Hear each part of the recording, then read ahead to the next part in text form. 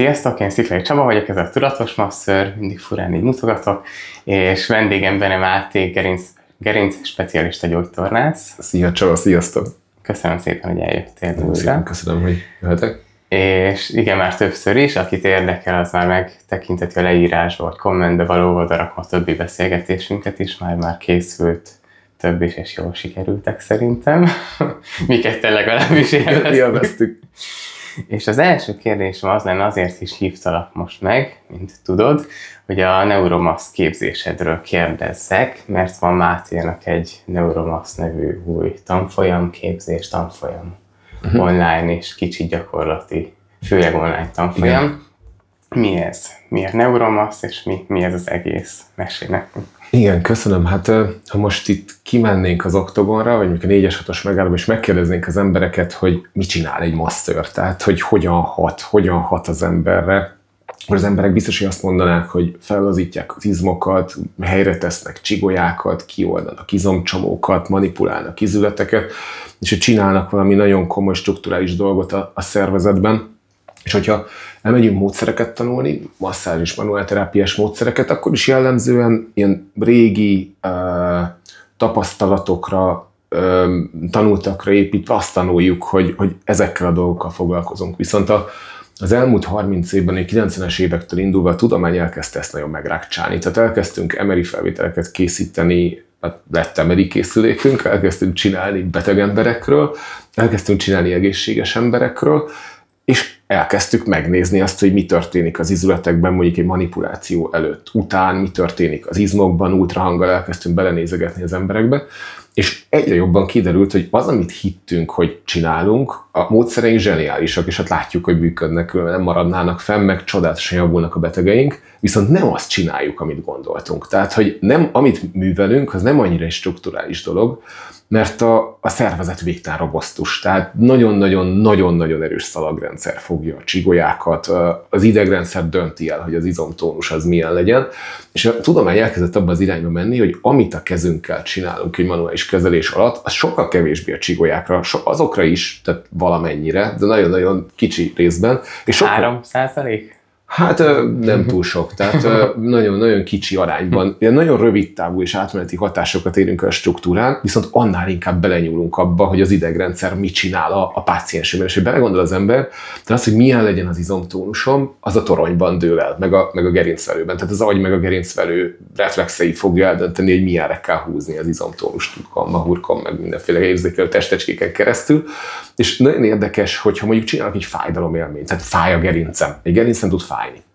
Hát a gerinc maga az gerinckedni tud, tartani a testemet, meg mozgatni, meg mozgásokat biztosítani, meg védeni a gerincvelőt, meg kiengedni magából a gerincvelő idegeket. De ha valakinek megfájdul a gerince, az az agyban dől el. Tehát a fájdalmat azt mindig az agy. A fájdalomélményt az agy állítja össze, az agy dönti el, hogy a túlélésünk érdekében jobb befájni, mint nem fájni. És ez nem a pszichoszomatikus fájdalom, ez minden fájdalomra vonatkozik, tehát mindig az agy dönti el, hogy kell-e fájdalom, vagy nem. És nagyon érdekes, hogy mióta csinálunk MRI felvételeket csontegészséges emberekről, például a nyaki szakaszon azt látjuk, hogy a nyaki tök egészséges embereknek, tehát boldogan állnak a 4-es 6-os megállóban az oktogonnál, 86,7%-uknak van valamiféle porckoron kiboltosulás. Ezt egy Nakashima nevű fickó csinálta 2015-ben Japánban.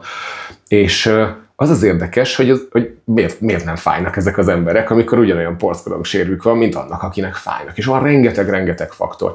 És egy masször, amikor hozzányúl a pácienséhez és elkezdi kezelni, akkor végtelenül és rengeteg kapun belépve az ember agyába, szervezetébe, neurológiájának a működésébe belép abba, hogy a vendégagya hogyan processzálja ezeket a dolgokat, hogy mit csináljon tehát mondjuk van egy porckorong sérül a gerincben, ott egy érzékelő testecske mondjuk a mellette lévő szalagban veszi, hogy ez ott jön, följön ezt úgy hívjuk a nociceptív input az agyba, és az agynak különböző részei eldöntik, hogy ebből kell-e fájdalom vagy nem. És a masször rengeteg módon tud beszélgetni az aggyal, hogy úgy döntsön, hogy ne fájduljon meg az ember. Rengeteg módon tud kommunikálni az aggyal, hogy milyen izomtónus legyen körül a csigolyapár körül, ahol mondjuk a porckorongsér van. Viszont nagyon limitáltan tud belenyúlni abba, hogy ez a porckorongsér ez mit csinál. Tehát magát a struktúrát ezt nagyon limitáltan tudjuk befolyásolni.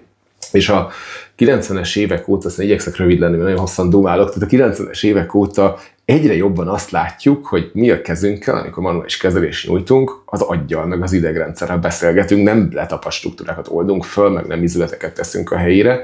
Ezek nagyjából hard fact-ek, tehát kőkemény tények, csak nagyon sok ego, meg nagyon sok identitás társul ahhoz, hogy tehát én tanítok valamit 40 éven keresztül, akkor nagyon nehezen fogom azt mondani, hogy bocsi, mégsem ez történik, az amúgy kiváló kezelésem alatt, meg kiváló hatékonyságú kezelésem alatt, hanem inkább ez, meg ez. És az zavar nagyon, hogy rengeteg belépőnk van a páciensünk fejébe, az idegrendszerének a működésébe, és nagyon limitáljuk magunkat egy ilyen strukturális modell, egy ilyen helyre rakom, megcsinálom modell alapján, tehát olyan, mint lenne egy Pac-Man figura, 360 fokból hogy tudok hozzáférni a vendégem fájdalomélményéhez, és edukálnánk magunkat egy nagyon szűk kapura. És a Neuromasznak az a lényege, hát az volt a célom, amikor ezt összeállítottam, hogy az információ adott, tehát külföldön olyan szinten izgalmas, érdemi szakmai kommunikáció folyik ezekről a változásokról, hogy nem egy nagy csoda, tehát ezek nem akkora újdonságok, tényleg 30 év történéseiről beszélünk, de Magyarországon erről nagyon limitáltan van szó. Tehát nagyon benne vagyunk ebben a strukturális vonalban. Ezt akartam egy picit elhozni, megmutatni azt, hogy sokkal többet, sokkal több ajtón belépve tudunk nyújtani ezeknek a vendégeknek az életminőségében. Csak hát bazi nehéz helyzetben van egy masször vagy egy manuálterapeuta kollega, mert tehát alapvetően a neuró az egy rohadt nehéz dolog.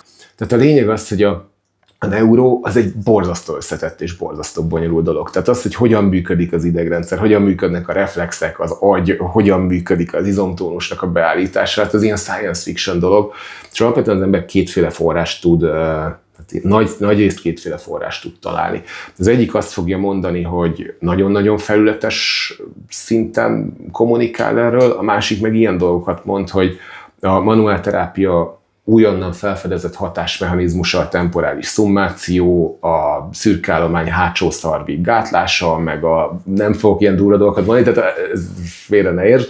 Lényeg az, hogy az aqueductus cerebri melletti szürke állománynak a serkentése, és akkor az ember hallgatja ezt a latin bullshit-et, és azt mondja, hogy mi van? Inkább elmegyek izületet manipulálni, mert az ad egy nagyon magabiztos, kompetens érzetet, hogy én ott valamit csinálok, és ezt értem.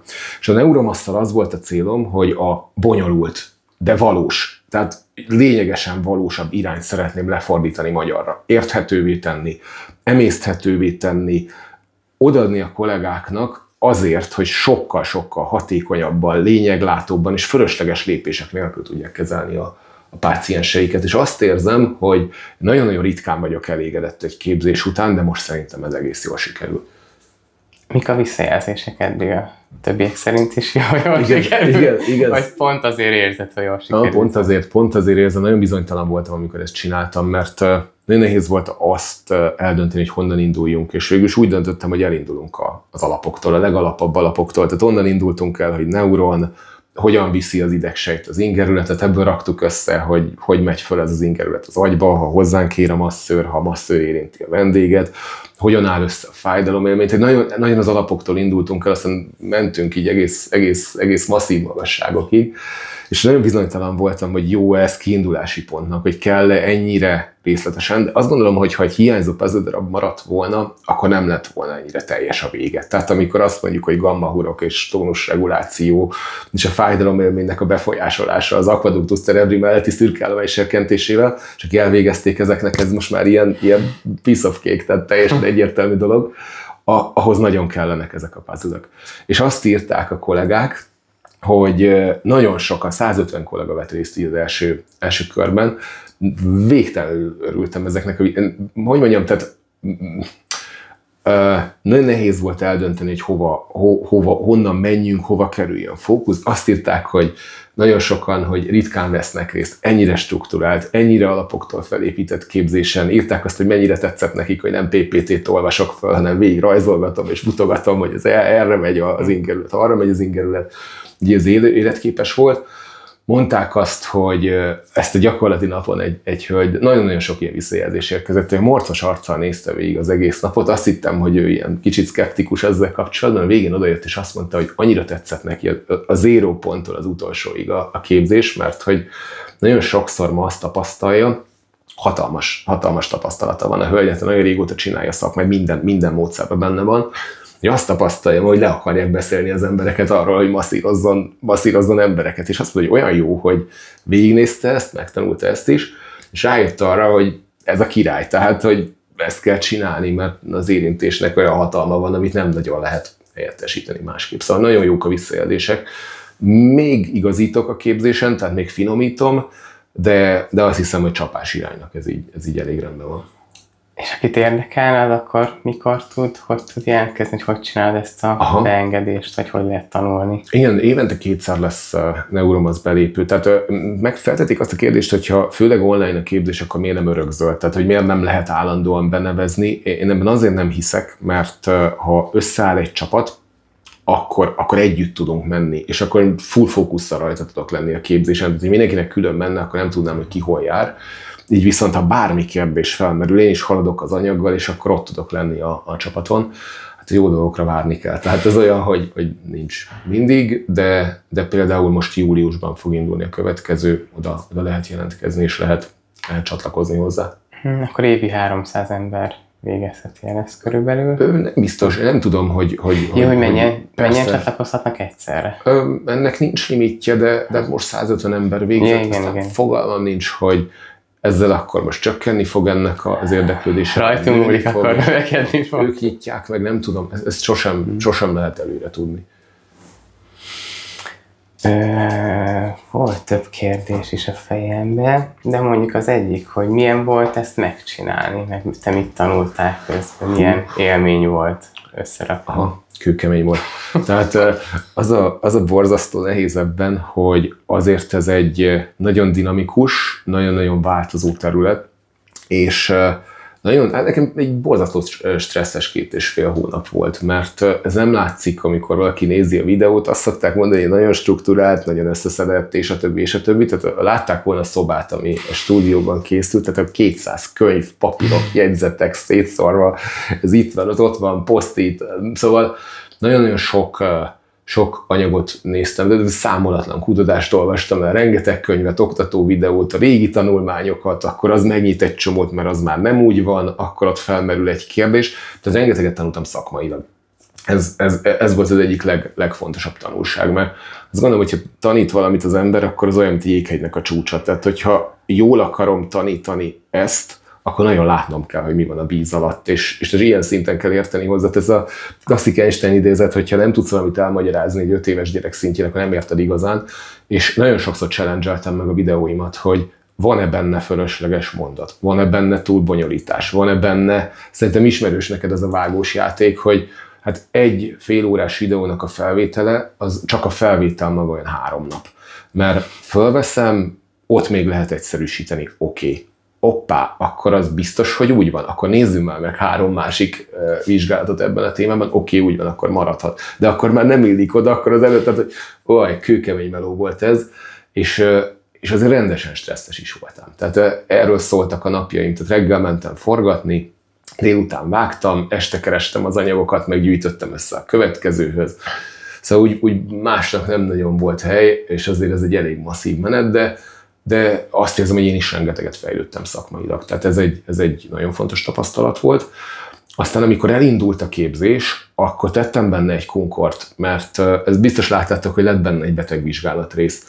Ez azért lett, mert kaptam a visszajelzéseket, és jött rengeteg kérdés. És hát én biztosnak vettem, hogy a betegvizsgálat az úgy megvan. Tehát, hogy ez így egy alapdolog, és kiderült, hogy nagyon sokszor a páciensek vizsgálatát a módszereinknek a szemüvegén keresztül csináljuk. Mindannyian ezt tesszük, ez teljesen rendben van, csak ha mondjuk egy porckorong-sérvet akarok kezelni, akkor vannak olyan információk, amiket objektívnek tekinthetek, meg vannak olyan információk, amiket nem. Tehát például a palpáció tipikusan az, ami nem egy objektív információforrás. De fontosnak tartottam így belekanyarítani egy ilyen betegvizsgálatot, amiben nagyon jól lehet kategorizálni azt, hogy kinek milyen patológia adja a nociceptív inputot az agyának, hogy az agy úgy dönthessen, hogy megfájduljon. Nem akarom túlbonyolítani, hogy kinek mitől fáj a gerince. És hát ez fontos volt a kollégáknak, hogy akkor hogyan fektessük ezt az embert, mit mondjunk neki, milyen tanácsokat adjunk masszázs után, esetleg, hogyha gyakorlatokat javaslunk. Nyilván az ember a masszázsra nem ezért jön, de ha mondjuk utána egy kérdés felmerül, akkor azt is magabiztosan tudjuk adni, tehát ez így beletekeredett menet közben. Ezért azt mondták a kollégák, hogy nagyon hálásak voltak, és az volt nagyon furi, hogy a gyakorlati napon is nagyon, nagyon terelték abba az irányba a gyakorlati napot, hogy ezzel foglalkozzunk, hogy foglalkoztunk is vele. Óriási tapasztalat volt, hogy mennyire nyitottak a kollégák. Tehát valami fantasztikus. Tehát ennyire jól, én nagyon ritkán éreztem magam, mint ezeken a gyakorlati napokon, mert így olyan szintű nyitottságot, rugalmasságot, kíváncsiságot tapasztaltam, rengeteg különböző módszerből érkező embertől. Tök jó érzés volt így együtt szakmázni egy picit a csapattal. Hát nagyjából ez egy nagyon, nagyon masszív periódus volt, nem akarom magam sajnáltatni, de úgy döntöttem, hogy utána egy 7 szabit kiveszek, mert ezt azért így le kell ereszteni. Szóval hasznos volt nekem is nagyon. Milyen céljaid vannak vele ezzel a képzéssel? Hogy gondolkoztál már akár, hogy tovább fejleszteni, mélyíteni? Nekem már az is eszembe jutott, hogy ebből tök jó könyv is lehetne akár, vagy bármi ilyesmi álmod, terved van ezzel? Igen, 5 éve írok egy könyvet erről, csak szerintem a maximalizmusunk az nagyon, nagyon hasonló. Tehát, hogy így nagyon sok fejezetnek megvan a váza, meg lépései, csak hát az a durva, hogy nagyon-nagyon rugalmas a területünk, változik. Mennyi fejezetet kezdtél újra az 5 éve? Tehát folyamatosan, szerintem, hát most vagy az lesz, hogy azt hiszem Dan Brown mondta ezt, hogy nincs befejezett könyv, csak elhanyagolt, tehát hogy abba hagyott. Nem tudom, hogy valamikor el fog jönni ez a pont, amikor azt mondom, hogy meg részleteit például kitettem már egy részletét a csoportomba, tetszett az embereknek, csak tökre meg tudom challenge-elni a saját gondolataimat pár hónap után, aztán ilyenkor meg úgy nem szívesen. Na mindegy, hagyjuk is ezt. Tehát a tervem vele az, hogy szeretném, hogy sokan vegyenek részt rajta. Mert tehát ezt egy óriási nagy problémának látom, hogy zseni módszereket használnak, zseniálisan, fantasztikusan jó emberek, hogy segítsék a vendégeiknek, pácienseiknek az életét, és rengeteg mindent kihagyhatunk ebből. Tehát, hogy a módszereink tök jól működnek, különben csinálnánk őket, viszont tehát azzal, hogy megtanulunk egy régélt gurunak, egy régélt mesternek, aki a dolgot összerakott módszerét, azzal együtt jár, hogy megtanuljuk a narratíváját is, hogy mit gondolt arról, hogy mitől működik az, amit csinálunk. És a módszerekről egyre jobban látjuk, hogy fantasztikusan jól nyúlnak bele az emberek életébe, de a narratívát viszont a tudomány az így megette reggelire. És az a gond, hogyha kezelek valakit egy tök jó módszerrel, és jobban fogja magát érezni, vagy jobban lesz, ez egyébként 2 külön dolog, tehát hogy jobban lesz, vagy jobban érzi magát, mind a kettő fantasztikusan jó, megvan a helye a terápiában, de adok hozzá, nagyon sokat emlegettem a narratíva szót a Neuromasszon, erre biztos emlékeztek, de adok hozzá egy narratívát, hogy benned valami elmozoghat, és el is fog, és ezt helyre kell pakolászni, ez például konkrétan káros. Tehát, hogy amikor tudjuk azt, hogy ilyen az emberben nem nagyon történik. Tehát, hogy azért sok millió év evolúciójának a terméke az nem lesz ilyen ingatag instabil történet, vagy ha valamit nem csinálsz. Tehát ez a ha ezt nem csinálod, akkor elvisz a bagoly. Ezek olyan dolgok, amik nem kellenek ahhoz, amit csinálunk. És a Neuromasszban például nagyon sokat foglalkozunk azzal, hogy mi az, amiről már biztosan tudjuk, hogy nem történik meg. És ezt nagyon-nagyon jól fogadták a kollégák. Tehát annyira volt bennem egy aggodalom, hogy majd kijön az ilyen-olyan módszerrendőrség a nagy fekete autóval a házamhoz, és bekopok, hogy ezt miért mondom. De tonnányi kutatás van mögött, tehát nem én mondom, hanem ezek gyakorlatilag most már hátfektek. És hogy ezeket azért érdemes behozni, elgondolkodni rajta, átszűrni azon a terápiás narratíván, amit használunk, mert sokkal kevesebb felesleges lépéssel tudjuk kezelni a vendégeinket.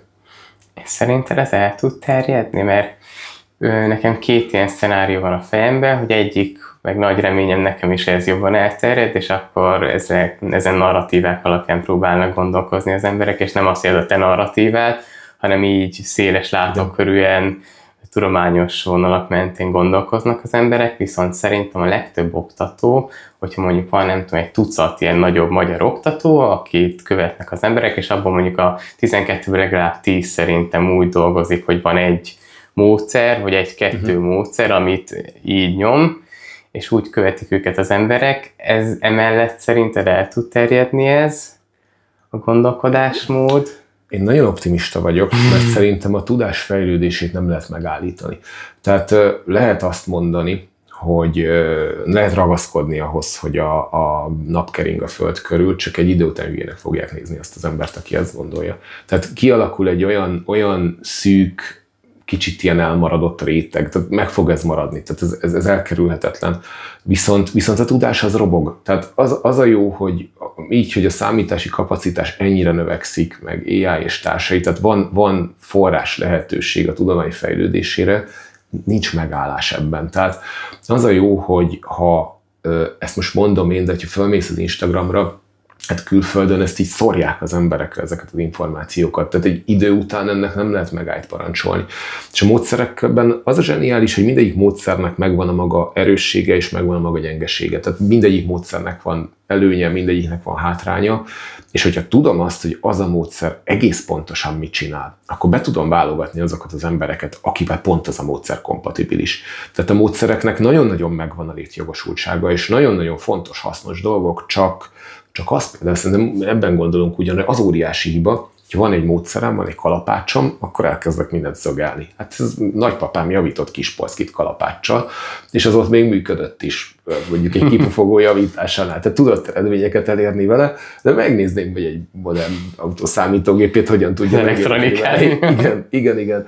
Tehát, hogyha mondjuk azt mondom, most direkt nem akarok módszereket megnevezni, de mondjuk veszek egy olyan módszert, ahol van egy háton fekvő ember, és fogom a homlokát, félelmet, és nem nagyon csinálok rajta más mozdulatot, félelmetes eredményeket tud elérni, mert tehát elönti a vendégvérét az oxitocin, ellazul, relaxál egy órát, félelmetes változásokat tudunk elérni abban, hogy az ő idegrendszere hogyan dolgozza fel azokat az információkat, amiket a külvilágból, meg a belvilágból érez. Viszont ha mondjuk van egy olyan ember, akinek az a fejében az elképzelése, hogy kell az intenzív, erős érintés ahhoz, hogy bennem valami történjen és helyre kerüljön, ott ez nem feltétlen fog működni. Tehát még az emberek hozzáállása, habitusa is nagyon meghatározhatja azt, hogy milyen manuális terápia lesz nála hatékony, és mikor. Viszont ha túl tudok lépni, tehát a módszereket én úgy fogom fel, mint a zoomnak a szűkítését. És van, amikor pont az kell, hogy oda szűkítsek, és oda célozzak, mert ott van a szög, és ott a kalapácsom, és arra ez nagyon jó. De ha zoomolok, és ott csavar van, és mondjuk csavarhúzóm is van, akkor az a struktúrának zseniális lesz, sokkal jobb, mint a kalapács. Viszont ha ki tudok zoomolni a saját módszeremből, akkor látni fogom az eszközöket, a lehetőségeket, látni fogom, hogy melyik szerszám mire jó, és sokkal kevésbé leszek biased, tehát előítéletes, hogy amit csinálok, az a mindenre célszerszám. Tehát ebben tud szerintem sokat adni ez a gondolkodásmód, meg a tudomány fejlődése.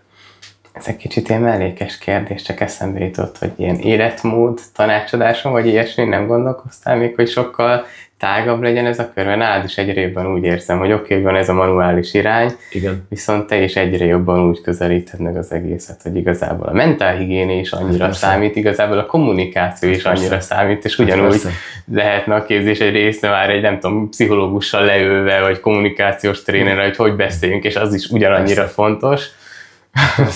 Persze, a neuromasznak ez egyébként nagyon-nagyon része. Tehát az a durva, hogy veszünk egy nyakfájós embert, és azt mondtam, hogy Nakashima kísérlet, jó esélye lesz a nyakában egy porckorongsér, mert mindenkinek van, tehát a tünetmentes embernek is.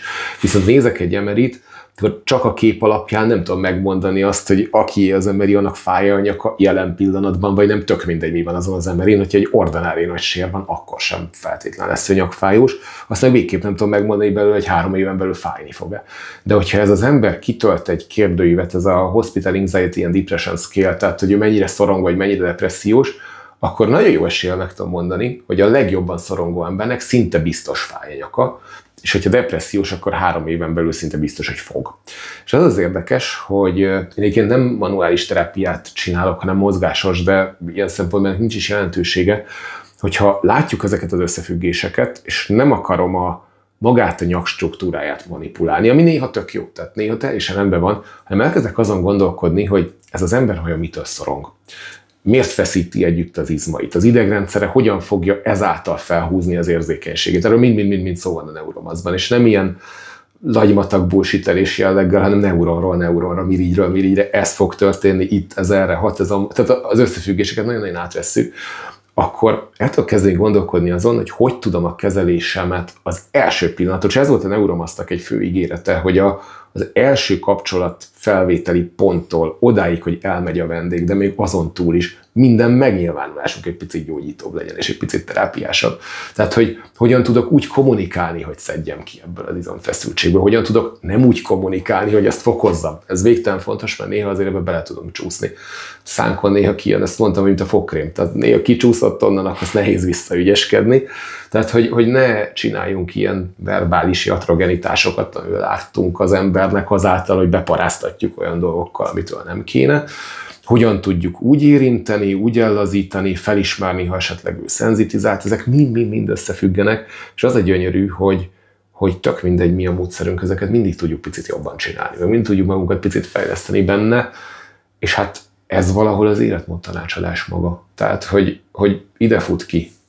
Nekem az volt az egyik legérdekesebb a képzés után, hogy szerintem mindenki úgy érzi, hogy folyamatosan tanulni kell, de hogy egyre jobban úgy éreztem, hogy basszus, a következő tanfolyamnak nem valamilyen mozgás vagy masszásterápiát kéne tanulni, azt is fogunk, de hanem egyre jobban el kéne menni pszichológiai irányba is, és majd meg is kérlek, hogy felírt, hogy összerakhatnánk valamilyen workshopot vagy tanfolyamot, akár pszichológussal leülve, hogy egy masszás kezelésnél hogy tudunk kifejezetten, hogyha nem tudom, mondjuk kiderül, hogy bántalmazott a vendégünk, vagy bármi olyan trauma előjön, hogy azt hogy kommunikáljuk le, hogy tudunk minél többet segíteni, mert egyre inkább akkor úgy érzem, hogy egy kicsit pszichológusok is vagyunk, és nem csak masszörök vagy gyógytornászok, hanem mindenki, aki így emberrel foglalkozik. Lehet, hogy igazából egy pénztárosnak is hasznos lenne egy ilyen pszichológiai továbbképzés. Ez rettenetesen érdekes. Igen, tök érdekes, hogy ezeket a pszichés faktorokat, de hát most kérdés, hogy pszichés vagy neurofaktor, vagy ezek mennyire csúsznak egymásba, tehát ezek így nagyon-nagyon rokon világok, ezeket azért nagyon-nagyon sok irányból meg lehet közelíteni. Tehát például a gyerekkori traumáknak a száma az összefügg a failed back surgery szindrómával, ez a megműtenek, de nem leszel jobban. Tehát, hogyha mondjuk valakinek extrém magas a kortizol szintje, érzékenyebb lesz a világ fenyegetéseire, akkor az agya sokkal jobban csinál fokozott izomtónust, és az együttfeszülő izmok pedig összehúzzák az izületeket, bármelyik struktúra adhat ezáltal nociceptív inputot, ami azt jelenti, hogy beszól a gerincvelőbe, és szól az agynak, hogy nézzetek már oda, hogy kell-e itt fájdalom, vagy nem kell, és akkor ők oda néznek, és úgy döntenek, hogy kell, mert az együttfeszülő izmok azért önmagukban is egy stresszorok, ami az érzékenységet növeli, és hát minél egy sebésznek annál könnyebb dolga van, minél inkább egy szövet okozza a tünetet. Tehát, hogyha van egy jól meghatározható sérv, ami jól meghatározhatóan nyomja az ideget, ami jól meghatározhatóan begyullad, hát akkor azt onnan ki lehet metszeni.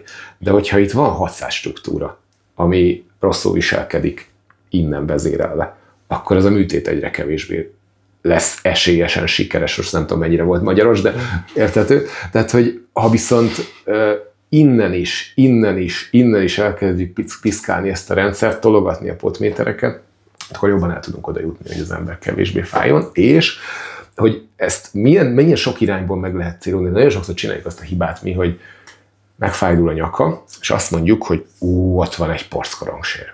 Jaj, posztit. Rögtön nem nyakfájós ember, hanem egy porckorongsérbes beteg. Tehát így nagy betűvel beteg. Azért sok előnye van egy betegségnek, tehát ki tud húzni bizonyos helyzetekből, tehát ezt használni is tudja az ember. Mindegy, viszont nagyon sok aggodalmat tudunk ezekkel a közléseinkkel okozni, amitől még jobban megfeszíti magát az ember, nem mer mozogni. És az érdekes, hogyha egy nem specifikus derékfájást vagy gerincfájást, ami azt jelenti, hogy nem egy struktúra felelős érte.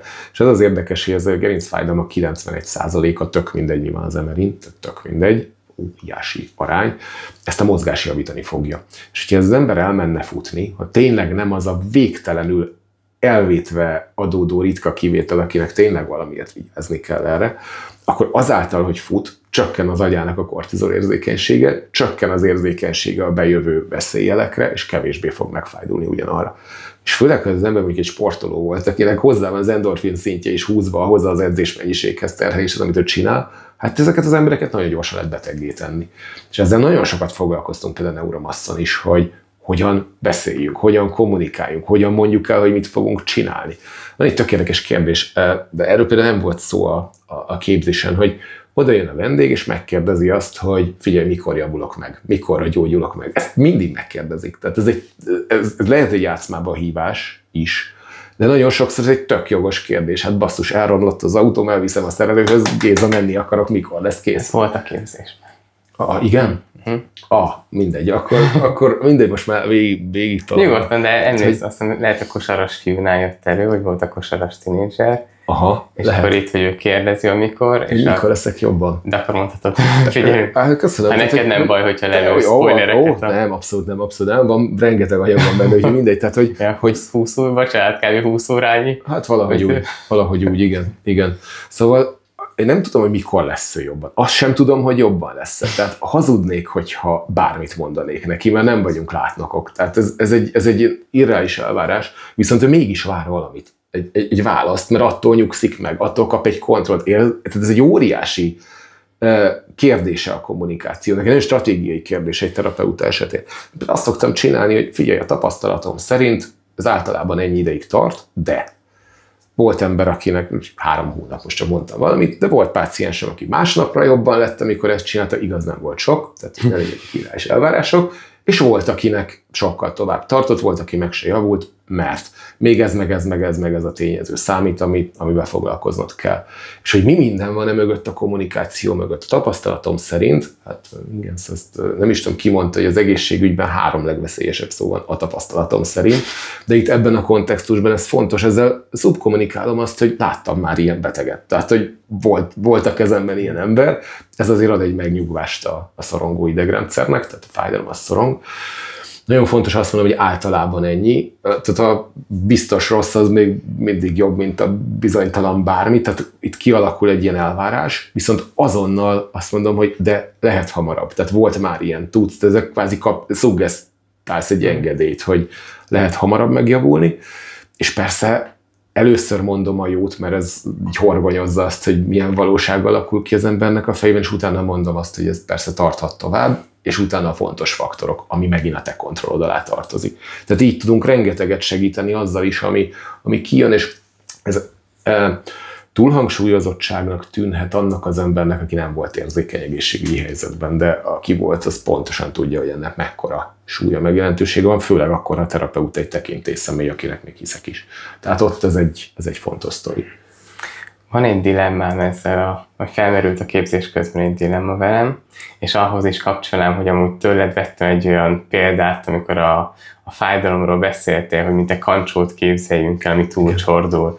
Hogy akkor van fájdalom, hogy mondjuk ez túlcsordul, és egy pohárnyi víz bele az, hogy mondjuk nem alszik az ember, akkor magas sarkút hord, akkor párkapcsolati konfliktus, családi konfliktus, a munkahelyén a főnökével gond van, és akkor így tovább, és akkor egy pontnál már rosszul mondjuk mozdul, ami igazából nincs se annyira olyan, hogy rosszul mozdul, de csinál valami hirtelen mozdulatot, és akkor már kibudjan, és akkor nem az a mozdulat volt a gond, hanem az mind gond voltak a rétegek. Igen. És itt jutott eszembe, hogy van egy olyan réteg az embereknél szerintem, aki eljön hozzánk kezelésre, mert mondjuk nagyon fáj dereka, nyaka, térde, akármilyen, mi tudjuk csökkenteni a fájdalmat, meg jobban lesz, és valakinek ez segít folytatni a megoldását a problémáknak, pláne, hogyha kommunikáljuk is, hogy nem az volt a gond, hogy a X csigolyád rosszul állt egy szögbe, de én megoldottam, és akkor kész, hanem hogy elmondom neki, hogy ezek amúgy hasznosak, meg aludj eleget, meg mit tudom én, természetesen nyugodtan kommunikál, meg szépen. Viszont lehet, hogy van szerintem egy olyan réteg, vagy én úgy tapasztalom, vagy úgy érzem, akinek fáj valamilyen, és oké, hogy ezeket el is mondom, vagy egyik fülénbe másik ki, vagy még nem is szeret kommunikálni, és hogyha nem érdekel valakit a tanácsom, akkor azon nem erőltetem le, akkor egy szót se szólok logikusan, csak masszírozok, és jól esik neki. Viszont lehet, hogy neki egy kicsit kontraproduktív lesz, én úgy érzem, hogy hátráltatja a megoldás keresésébe, hogy nagyon fáj a dereka, ezért keresni a megoldást, de hogyha eljön akár hozzám, vagy máshol egy terápiára, és akkor kevésbé fáj, hát akkor még nem keresem annyira megoldást, akkor inkább elmegyek hetente a Gizihez, aki jól kimasszíroz, vagy elmegyek havonta, nem tudom, Bélához, aki jól helyre rak, és akkor az megoldja, és közben a konfliktusok, a traumák, a minden ott van a háttérben. Erről mit gondolsz? De tetszik. Köszönöm, hogy ezt felhoztad, Csaba. Ez egy nagyon-nagyon izgalmas kérdés, és szerintem ez főleg a manuális szakmákban egy nagyon izgalmas kérdés, mert nagyon szeretünk abban a narratívában élni, egy helyre rakjuk, meggyógyítjuk, stb. Ebben az esetben ez probléma lehet. De ha terapeutaként pontosan tudom azt, hogy hol van a helyem ebben az egyenletben, hol tudok segíteni, akkor ez egy full tiszta dolog. Mert vegyünk egy embert, képzeld a következő szitút, most ez egy picit masszástól távoli példa, alszol éjszaka, és fölébredsz egy irgalmatlan, brutális fogfájásra. Erre a fogorvos lesz a megoldás. Ez sajnos elkerülhetetlen, a fúró, meg a tövés, meg társai, de szenvedsz, mint a kutya, és a fogorvoshoz 2 nap múlva tudsz elmenni.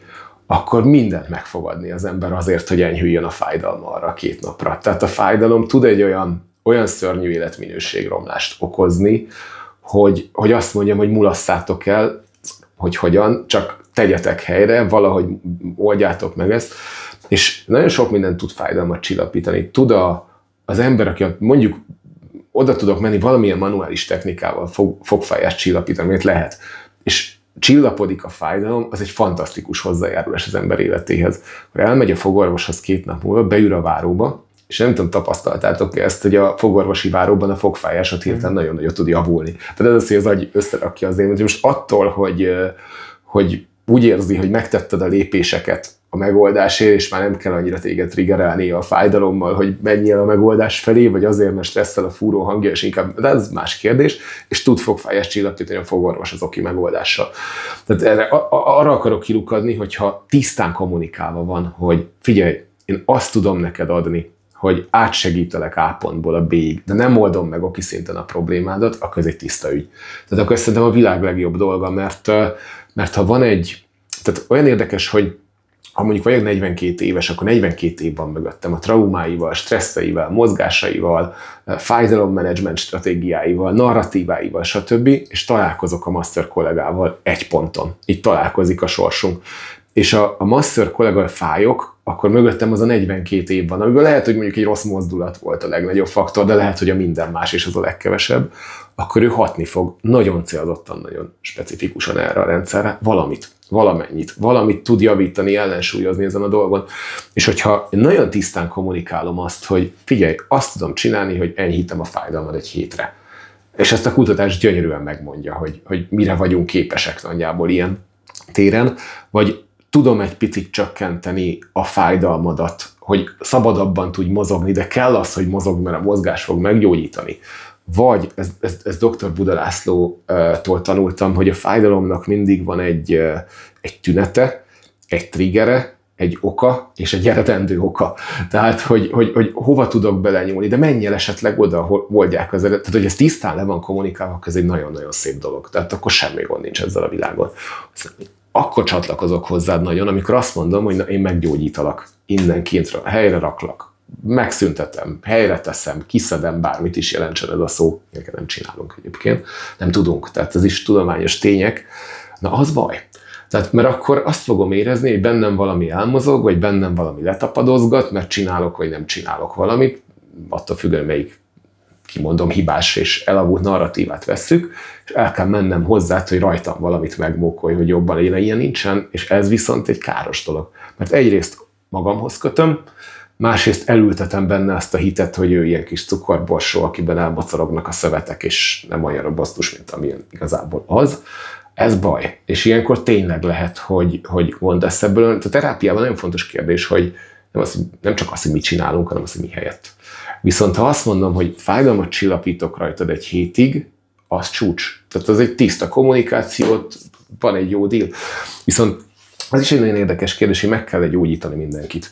Tehát, hogy milyen sokat adhat egyes embereknek a tünet. Tehát mindannyian, akik terápiával foglalkozunk, látjuk, hogy van az az ember, aki eljön, helyre akar jönni, minél gyorsabban, minél hatékonyabban csókolom. Tehát ők a hálás esetek, mert olyan sikerélményeink tudnak lenni. Ez az ő motivációjuk, vagy a mi tudásunk úgy nagyon messzire tudja vinni ezt az embert. Hát de mi van akkor, ha valaki, mondok egy példát, él egy, nem tudom, 30 éves házasságban, unják egymást, borzalom, de van egy közös ház, közös hitel, közös gyerekek, nincs meg az erőforrás sem a konfliktusok kezelésére. Hát always the same story, tehát nem is mondom ezt tovább. És hogyha van valakinek, mondjuk apucinak egy tünete, amit anyuci kezel, akkor tudnak miről beszélgetni. Van köztük egy kapcsolat, mi lenne, ha ezt elvennénk tőle? Tehát, ha egy gombnyomással meg tudnánk gyógyítani apucit, hát akkor szembe kéne nézniük az életük dolgaival, hát ez egy kanyartalan dolog lenne. Tehát ez olcsó ára tűnet. Viszont ha a puci eljön, és egy picit feltöltjük, adunk neki egy kis energiát, egy kis ellazulást, akkor lehet, hogy egy hétig elbalhézik kanyucival, és túléli az életét. Tehát, hogy lehet ez is egy nagy hozzájárulás. Igazából nehéz témák ezek, de nagyon messzire lehetne menni benne. Nekem ez kicsit olyan, hogy ez se fekete-fehér, hogy emberfüggő, vendégfüggő, helyzetfüggő, nagyon nehéz. Abszolút. Sokszor felvetődik mostanában benne ez a dilemma, hogy nem tudom, mint az ember, akinek mondjuk fáj a térde, és akkor flektortapaszt, vagy fájdalomcsillapító, és ilyesmi, és akkor az nem fáj, de attól még a probléma ott van. Igen. És azért a masszázs jobb, mint a fájdalomcsillapító, biztos vagyok. Hát hogy a vérben. Meg sokkal több tekintetben, akár az érintés, a kommunikáció, valakinek ez az én idő, ezért szerintem rengeteget tud segíteni. Egy csodálatos dolog, én is imádom. Persze. És nekem is az életem, de ez néha eszembe jut, hogy lehet, hogy valakinek ez még lassítja akár az útját. Én nem hiszem. Szerintem van ez a típus, szerintem sok emberre igaz, hogy akkor változtat igazán, vagy akkor üt el egy életmódbeli változtatáshoz, amikor nagyon arcul csapja az élet. Igen. Vagy a párkapcsolatra akkor kell odafigyelni, amikor már válni akar a másik. Igen. Vagy sőt, sok vendégem van sportoló, aki akkor kezd el jobban foglalkozni a nyújtással, meg a helyes kivitelezéssel, meg ilyenek, amikor a sérülésen megtapasztalja, hogy milyen, amikor probléma. Kell egy ilyen pofon az élet, hogy basszus.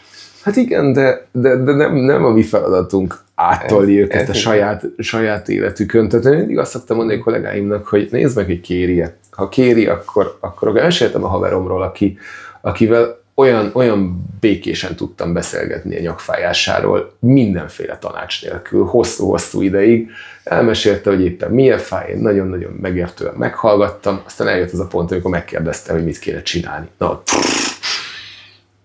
De addig, amíg, tehát, hogy ezek az ő bizniszei. Tehát én mindig abban hiszek, hogy legyen tiszta a kommunikáció. Tehát, hogyha elmondom, hogy ezt tudom nyújtani, kéred, nem kéred, akkor tudja, hogy ez megint dr. Buda László hasonlata, nem szeretek így gondolattal tolvajolni, hogy mit vesz le a tálcámról. Tehát, hogy mi van rajta, és mit vet le, meg mit tudok neki kínálni. És akkor ő el tudja dönteni, hogy neki ez jó, vagy nem jó. Mindig az a baj, hogyha más színű a csomagolás, mint ami benne van. Tehát, mert akkor lehet, hogy ő azt hiszi, hogy mást vesz le, mint amit én adok. Szerintem ezzel van a baj. És ebben például ez a képzés szerintem nagyon sokat tud segíteni. Te amúgy számítasz arra, hogy akár terapeuták, akár képzők változtatnak a jövőben a tanfolyam után, hogyha valaki nagyon ezt mutatja, hogy ez a megoldás mindenre, és akkor visszakozik, és lehet egy kicsit kinyit, akár terapeuta oldalról, aki a vendégével foglalkozik, akár oktató oldalról, aki terapeutákat oktat. Abszolút számítok rá, megtörtént már ez amúgy a BGA életében, és akkor lenyúlják az anyagot.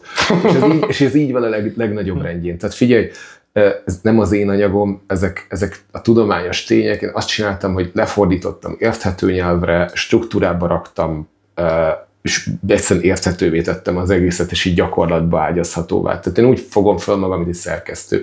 Ezek elérhető anyagok bárki számára, és azt vettem észre, hogy ha a BGA csinál ilyet, mert szokott, akkor általában egy nagy felhördülés van, nagyon kurva anyáznak először, hogy miért így meg úgy, aztán utána becsorog az oktatási anyagokba. És ez így van a legnagyobb rendjén. Tehát ez tök oké. Ezt először a jogás vonalon tapasztaltam meg, amikor elkezdtem arról blogolni, akkor porckorongsérbeseket kezeltem nagyon nagy fókusszal, és elkezdett egy jóga irányzatból rengeteg páciensem lenni. Hát az egy jóga irányzat az azt csinálja, hogy az előttes egy porckorongot, azt így izomból megtolja 1 órán keresztül hátrafelé.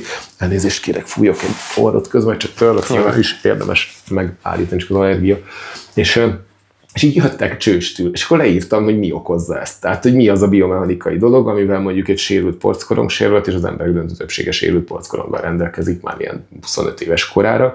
Jól ki lehet packolni a gerinc csatorna felé, és hát akkor aztán jött, hogy én vagyok a szemétüzletember, meg a nem tudom, nekem olyan jól jöttek ezek a páciensek anyagilag idézőjelbe, tehát nem értem a logikát, de mindegy, és akkor akik a legjobban fröcsögtek, azok úgy szépen elkezdték ezt tanítani idővel. És erre számítottam amúgy a Neuromass anyaggal is, de az a tök jó, hogy semmi ilyen nem történt, tehát annyira kellemes fogadtatása van ennek, szóval biztos, hogy lesz ilyen, mert Figyelj, én eléggé távol tartom attól magam, hogy Magyarországon ki mit tanít, hogy így teljes magabiztossággal és lelki nyugalommal tudjak bármit mondani. Tehát, hogy ne kelljen azon aggódnom, hogy kit sértek meg, vagy kit nem. Szerintem senkit, tehát sosem bántottam semmilyen módszert. A narratívát azt annál inkább, de ezek meg nem az én gondolataim, hanem gyakorlatilag a mainstream tudomány ma már. És egyszerűen ebbe az irányba megyünk. Úgyhogy kénytelenek vagyunk menni az időt. Tehát az a durva, hogy a 21.05-ös ladák gyönyörűek, imádom őket, de mondjuk a törésbiztonság, tehát hogyha el kell jutni Siófokig, akkor nem biztos, hogy az M7-es állatok között abba ülnék bele, és nem egy modern autóba. Tehát szerintem előbb-utóbb azért ezek kikapnak, és beépülnek. Tehát, ha mondjak egy konkrét példát, jó?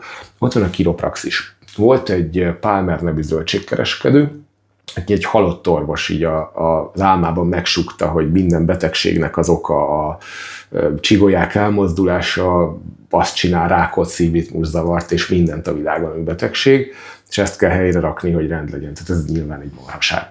És az az érdekes, hogy a kiropraxis mára egy annyira letisztult, finom, nagyon-nagyon evidence-based manuálterápiás iskolává szelídült, amit hosszú éveken keresztül tanítanak. Amerikában doktori címet kapnak a kiropraktőrök, de ez már nem az. Tehát a nevében ugyanaz, és a Palmeri vonal, hát ők égnek a legjobban, hogy az még ott van, és mondja ezeket a furcsaságokat, és egyébként ez a Palmeri narratíva, ez okoz károkat.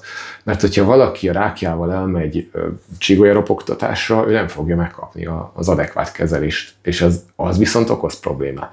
Tehát haladunk. Tehát szerintem a haladás elkerülhetetlen, és egyre gyorsabb, mert az a jó, hogy egyre többen beszélnek angolul, social médiában azért jönnek ezek az észosztások, meg az ívek, és akkor egyre többen kénytelenek elgondolkodni azon, hogy sosem a módszerrel van a baj, hanem a narratívával mögötte, hogy mit lehetne abból kicserélni, és szerintem így gyorsulunk elég rendesen. Ebben az anyagmegosztásban már gondolkoztam, és amúgy felismerült bennem, de akkor ezt meg is kérdezem, hogy nálunk a Tudatos Masszor Facebook csoportban, mióta csináljuk, próbálok hetente minden csütörtök este valamilyen heti hasznos, vagy valamit hasznos anyagot kirakni, és már eszembe jutott egy-két dolog a Neuromast képzésből, és elgondolkoztam, Csapos, bátran.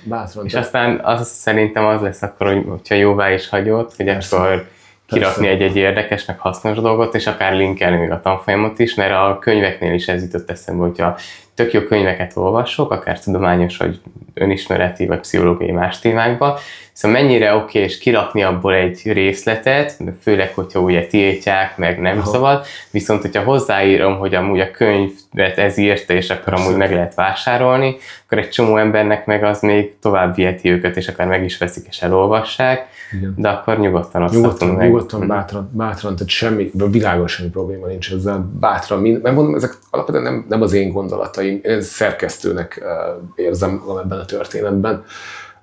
Ha meg tud ez terjedni, és nagyon sok embert, köszönöm. Szerintem nagyon sokat segítene a szakmában, hogyha ezek terjednének. Biztos. Neuromastnál maradva még egyik kérdés lehet szerintem sokakból, miért neked higgyünk? Miért te mondod meg a tutit? Nagyon-nagyon jó kérdés, ne higgyen nekem senki. Van nem tudom, emlékeztek a Fluimucél reklámra, volt benne egy kis csávó, nem tudom, hogy hívták, és az volt egy végtelen idegesítő kérdés, hogy de miért? És azt javaslom, hogy bárki bármit mond, például egy tanfolyamra, ha elmegy valaki, akkor mindig van ott egy ilyen kellemetlen ember, aki fölteszi ezeket a de miért kérdéseket, de szerintem fel kell tenni 5-öt egymás után. És hogyha megkérdezed a tanárt, hogy de miért, mond valamit, kérdezd meg, hogy de miért arra, amit mond, aztán arra is a de miért, amit mond, és hogyha az 5. ilyen után nem esik szét, akkor úgy jó helyen jársz. Tehát ez egy alapdolog, nagyon fontos, senkinek ne higgyünk. Ez mindannyian biased-ek vagyunk, én is, te is, az is, aki nézi ezt, tehát mindannyiunknak megvan egy maga szakmai narratívája, meg hát figyelj, bemegyünk a boltba, megvan, hogy mit szeretünk, ami nem az, amit mi szeretünk, az észre se vesszük, tehát így védekezünk ellen, ez kognitív pszichó. Azért tartom a Neuromast egy elég objektív anyagnak, és ez az én biasom nyilván, mert én nem csinálok manuális terápiát jelenleg, tehát pont nem érdekel, hogy ki mit csinál, melyik módszert használja, nincsenek is preferenciáim, ezért ezt a vonalat viszonylag könnyen látom talán objektíven. Ez szerintem egy nagy előny. A másik meg az, hogy egyik gondolat sem az enyém ebben a képzésben, hanem egyszerűen fogom a meta-analíziseknek az eredményét. És az is nagyon fontos, hogy még ezt sem szabad ám elhinni. Tehát, hogyha valaki kutatásokra hivatkozik, úgy be lehet vinni valakit az erdőbe, mint a húzat. Tehát ilyen nagyon valid kutatásokra hivatkozva is simán tudok hazudni nem, de félrevezetni könnyen. Tehát azt mondom, hogy itt van egy oltás, beadjuk 100 000 embernek, akkor mondok valamit, 600 ember agyhúgykövet kap, akkor azt mondjuk, hogy úristen, az oltás az egy borzasztó, hát 600 ember agyhúgykövet kapott, és mekkora szörnyűség, és kiírom azt a vizsgálatot, ami ezt kimutatta. És akkor... az oltás öl. Igen, persze, tehát ott a címszó, most ezért kár volt az oltást mondani, mert ez megint egy ilyen lassan vallásos szintre emelkedő dolog, mindegy bármi más. Ilyenkor nagyon fontos, tehát azért raktam be a Neuromaszba a tudománynak az értelmezését, meg a módszerét, hogy hogyan értelmezzük ezt. Tehát de miért kérdés az kéne, hogy legyen, hogy oké, szuper, ezt elfogadom, valid kutatás, és nézzük már meg, hogy hány ember kap agyhúgykőt, aki nem kap oltást, és ugyanúgy 600. Tehát, hogy ez így nagyon árnyalni fogja ennek a kutatásnak az eredményét, és nagyon könnyen lehet hangulatot kelteni, narratívát magyarázni azzal, hogy megjavulnak az emberek. Tehát, hogyha fáj a derekad, és mondjuk manipulálok rajtad bizonyos szögből, akkor nagyon nagy fokú javulásokat fognak elérni ezek az emberek, ez tök oké. De hogyha a másik szögből mondjuk egy fölötte lévő csigolyát manipulálok meg, akkor is, és nem lesz nagy különbség. Tehát, hogy nagyon fontos megnézni a kutatási eredményekbe azt, hogy az egész pontosan miről szól. És például és ezt külföldön is, hogyha látok például a social médiában egy posztot, alatta most így divat kirakni a hivatkozásokat, nagyon sokszor köszönő viszonyban nincs a kutatásnak a tartalma, az eredménye, meg a posztnak a tartalmával. De úgyse nézik meg. Viszont ez komolynak tűnik. De azt javaslom, hogy senkinek nem kell hinni, de egy metaanalízisnek a súlya azért erőteljesebb, mint mondjuk egy szakértői véleményi. Tehát, hogy ez az út, ahol viszont nagyon érdemes red flageknek felvillanni, az, hogy valami mindenre jó. Tehát az nagyon izgalmas, hogy abban lehet-e. És mondjuk, igen, tehát levegőt venni, az mindennek segíteni fog, de viszonylag kevés ilyen dolog van a világban. Az ilyen mindenre jó módszerek, nagyon érdekes dolgok. Nagyon-nagyon veszélyes az, amikor egy komplex problémát, és például egy derékfájás, ez egy végtelen komplex, ahogy mondtad az előbb, hogy mi mindennel függhet össze. A struktúrával, az alkatrészekkel, a gyerekkori traumákkal, a krónikus stresszel, az érzékenységgel, a munkaikkal, végtelen. Alvás mennyisége, minden a világon, és ha azt mondom, hogy itt van ez a csodaízület, amit helyre teszek, bármit is jelentsen ez, az majd megoldja ezt a végtelen potmétert, amiből összeáll egy fájdalomélmény, na akkor megint nagyon óvatos lennék azt illetően, hogy nem egy kalapácsról beszélünk épp, ami mindent elkezd szögnek látni. Nagyjából így. Mondjuk azt lehet mondani, szerintem vannak dolgok, amik nagyon-nagyon sok mindenben segítenek, hogyha én mondjuk azt mondom, hogy meditáció, vagy azt mondom, hogy mozgás, az rengeteg dolgot segít. Talán itt a red flagnél ott szűkíteném jobban, hogyha olyan megoldás, amihez hozzám el kell jönnöd, és fizetned kell érte. Jogos. És akkor ez egy kezelés, vagy ez egy termék, amit megvehetsz, és hát, ha még én is kapok belőle jutalékot. Jogos. Jó, Isten, most látok a Facebookon megint egy ilyen állandóan földobja egy ilyen csípő ízület nyújtó, vagy izomnyújtó heveder, most már fascia nyújtó hevedernek is hívják, mint ha lehetne ezeket fasciákat nyújtogatni, és azt mondják, hogy a derékfájásoknak az oka ez, és nyújtsd, és akkor majd rendbe jössz, és így fogom a fejem, hogy szerencsétlen emberek. Tehát valakinek fáj, azért ez egy érzékeny tudatállapot, keresed a megoldást, ott azért a kritikusságnak a mértéke lecsökken. Hát miről beszélünk? Gyakorlatilag egy 200 forintért előállítható szarról, és fogod ezt a vackot, na, ilyenkor érzem azt, amit mondtál az előbb, hogy nincs az, hogy elvisszük az embert a valós faktoroktól. Szerintem ezek viszik el. Tehát egy manuális kezelés mindig olyan, ami rengeteget ad. Tehát, hogy mindig oldja a fájdalmat, mindig ellazít, mindig ad egy oxitocinlöketet, tehát annak vannak valós értékei.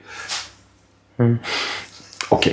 És az a vicc, hogy most tudnék idézni kutatásokat, hogy ez mennyire nem függ össze a derékfájásokkal. Most inkább nem teszem, mert akkor itt éjszakázunk, de szörnyű. Tehát, hogy nagyon ki vannak téve az emberek félrevezető, olcsó, szerintem gerinctelen marketing üzeneteknek, és ez marha nagy baj. És az a jó, hogyha picit fejlődünk például abban a fajta kritikus gondolkodásban, hogy hogyan érdemes megszűrni ezeket az információkat, meg feltenni a de miért kérdéseket, ez nagyon sok ilyennek az elkerülését teszi lehetővé.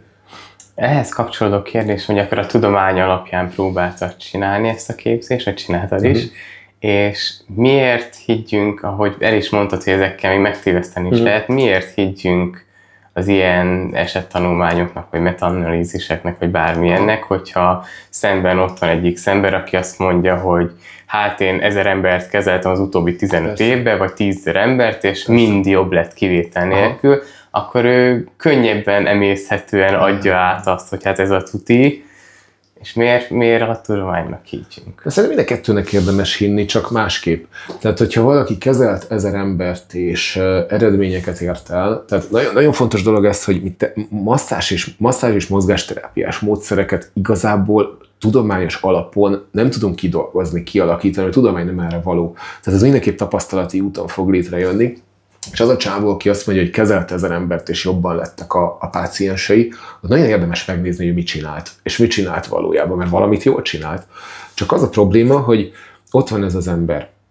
Jóképű, csinos, látszik rajta a kompetencia, vagy nem látszik rajta, a helységében van mondjuk 30 fok, a masszázságya kék színű vagy fehér színű, 42 centi magas az a masszázságy, vagy 80, ilyen illatos a lepedő, vagy olyan illatos a lepedő, ami kijön a száján, kommunikáció, az lehet ennyire megnyugtató, vagy annyira nem. Tehát iszonyatosan sok a faktor, amit az ember falon az oklevelek. Falon az oklevelek, ami kompetenciát keltenek, esetleg roppantok, annak van egy hangja, amihez társul valami hit a vendégben. Tehát nagyon-nagyon sok az a változó, tehát ez az ember, aki 1000 figurát kezelt, nem tudja megmondani sem ő, sem én, hogy mik azok a faktorok egész pontosan, ami miatt működött az, amit csinált. Működött. Ezt senki nem kétli. Zseniálisan, mert eredményeket produkál, és lehet is büszke rá, tehát nagyon jó dolga van a vendégeinek. De ha le akarom modellezni azt, hogy ő mit csinált, azt már nem tudom megcsinálni a tudomány nélkül. Mert a tudomány fog oda menni, és leköti a változókat, és azt mondja, hogy oké, akkor legyen a pad 42 centi mindenkinek. És nézzük meg, hogy hogyan változik az eredmény. Legyen a hőmérséklet, legyen kevesebb oklevél kint a falon. Nagyon izgalmas, hogyha a mobiltelefonja kín van ennek az 1000 embert kezelő embernek, kevésbé lesz hatékony a terápia. Mert nem alakul ki a rapport annyira, mert már annyira függők vagyunk, hogy mind a ketten a mobiltelefonunkat figyeljük.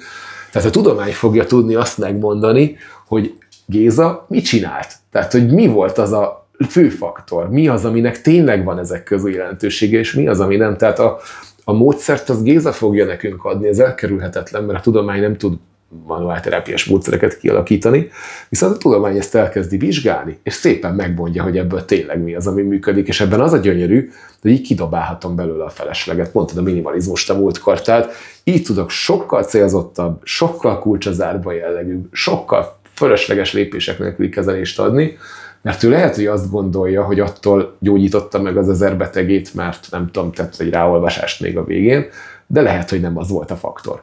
És ezt viszont a tudomány gyönyörűen meg tudja mutatni nekünk. Tehát így tud összeállni az empíria, meg a tudomány egy nagyon-nagyon hatékony terápiás formává.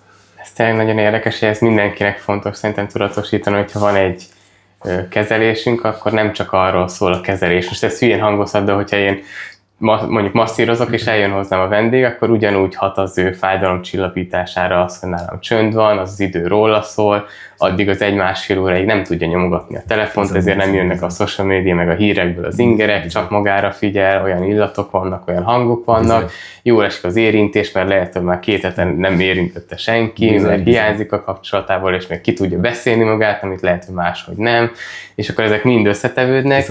Én meg csinálok egy X kezelést mondjuk, hogy meggongatok a végén egy nem tudom hangtálat, ami tök jó, de nem biztos, hogy jó, hogyha másnaptól én csinálok egy tanfolyamot, hogy ennyi embernek segítettem, és ettől volt ez az ütés a gongon, és akkor azt adom el. És akkor csinálj te is az ütést a gongon, és akkor nálad is jobban lesznek a vendégek. Egyébként én nagyon-nagyon szeretem az ütést a gongon. Tehát amikor kész vagyok, akkor elmegyek hangtálazni, és figyelj, neuromass evidence-based, és tudomány, és metaanalízisek, és Spine, és társai, de amikor bár szétpörgettem magam, akkor elmegyek hangtál meditációra, és érzem a csakráimnak a rezgését, és tök jól jövök ki, és pont nem érdekel, hogy mitől hatott, és ez most ellentmondásnak tűnhet. Ha viszont elkezdem oktatni azt, hogy bejön egy beteg ember, és hogyan lehet segíteni a gyógyulásának az útját, nagyon látom kell, hogy ez a potméter, ami tényleg segít. Tehát, hogy így tud összeállni ez a két dolog egy nagyon hatékony sztorival.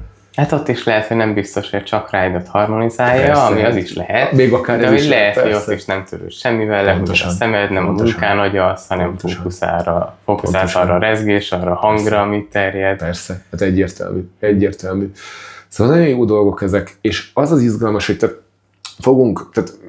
viszont nagyon sokat tudunk ártani a pácienseinknek azzal, hogy túl sok maszatot hagyunk a kezeléseink narratívájában. Tehát az, hogy mi történik, mit csináltam, mert annyira érdekes, hogy ott vannak a csodaízület helyre rakások.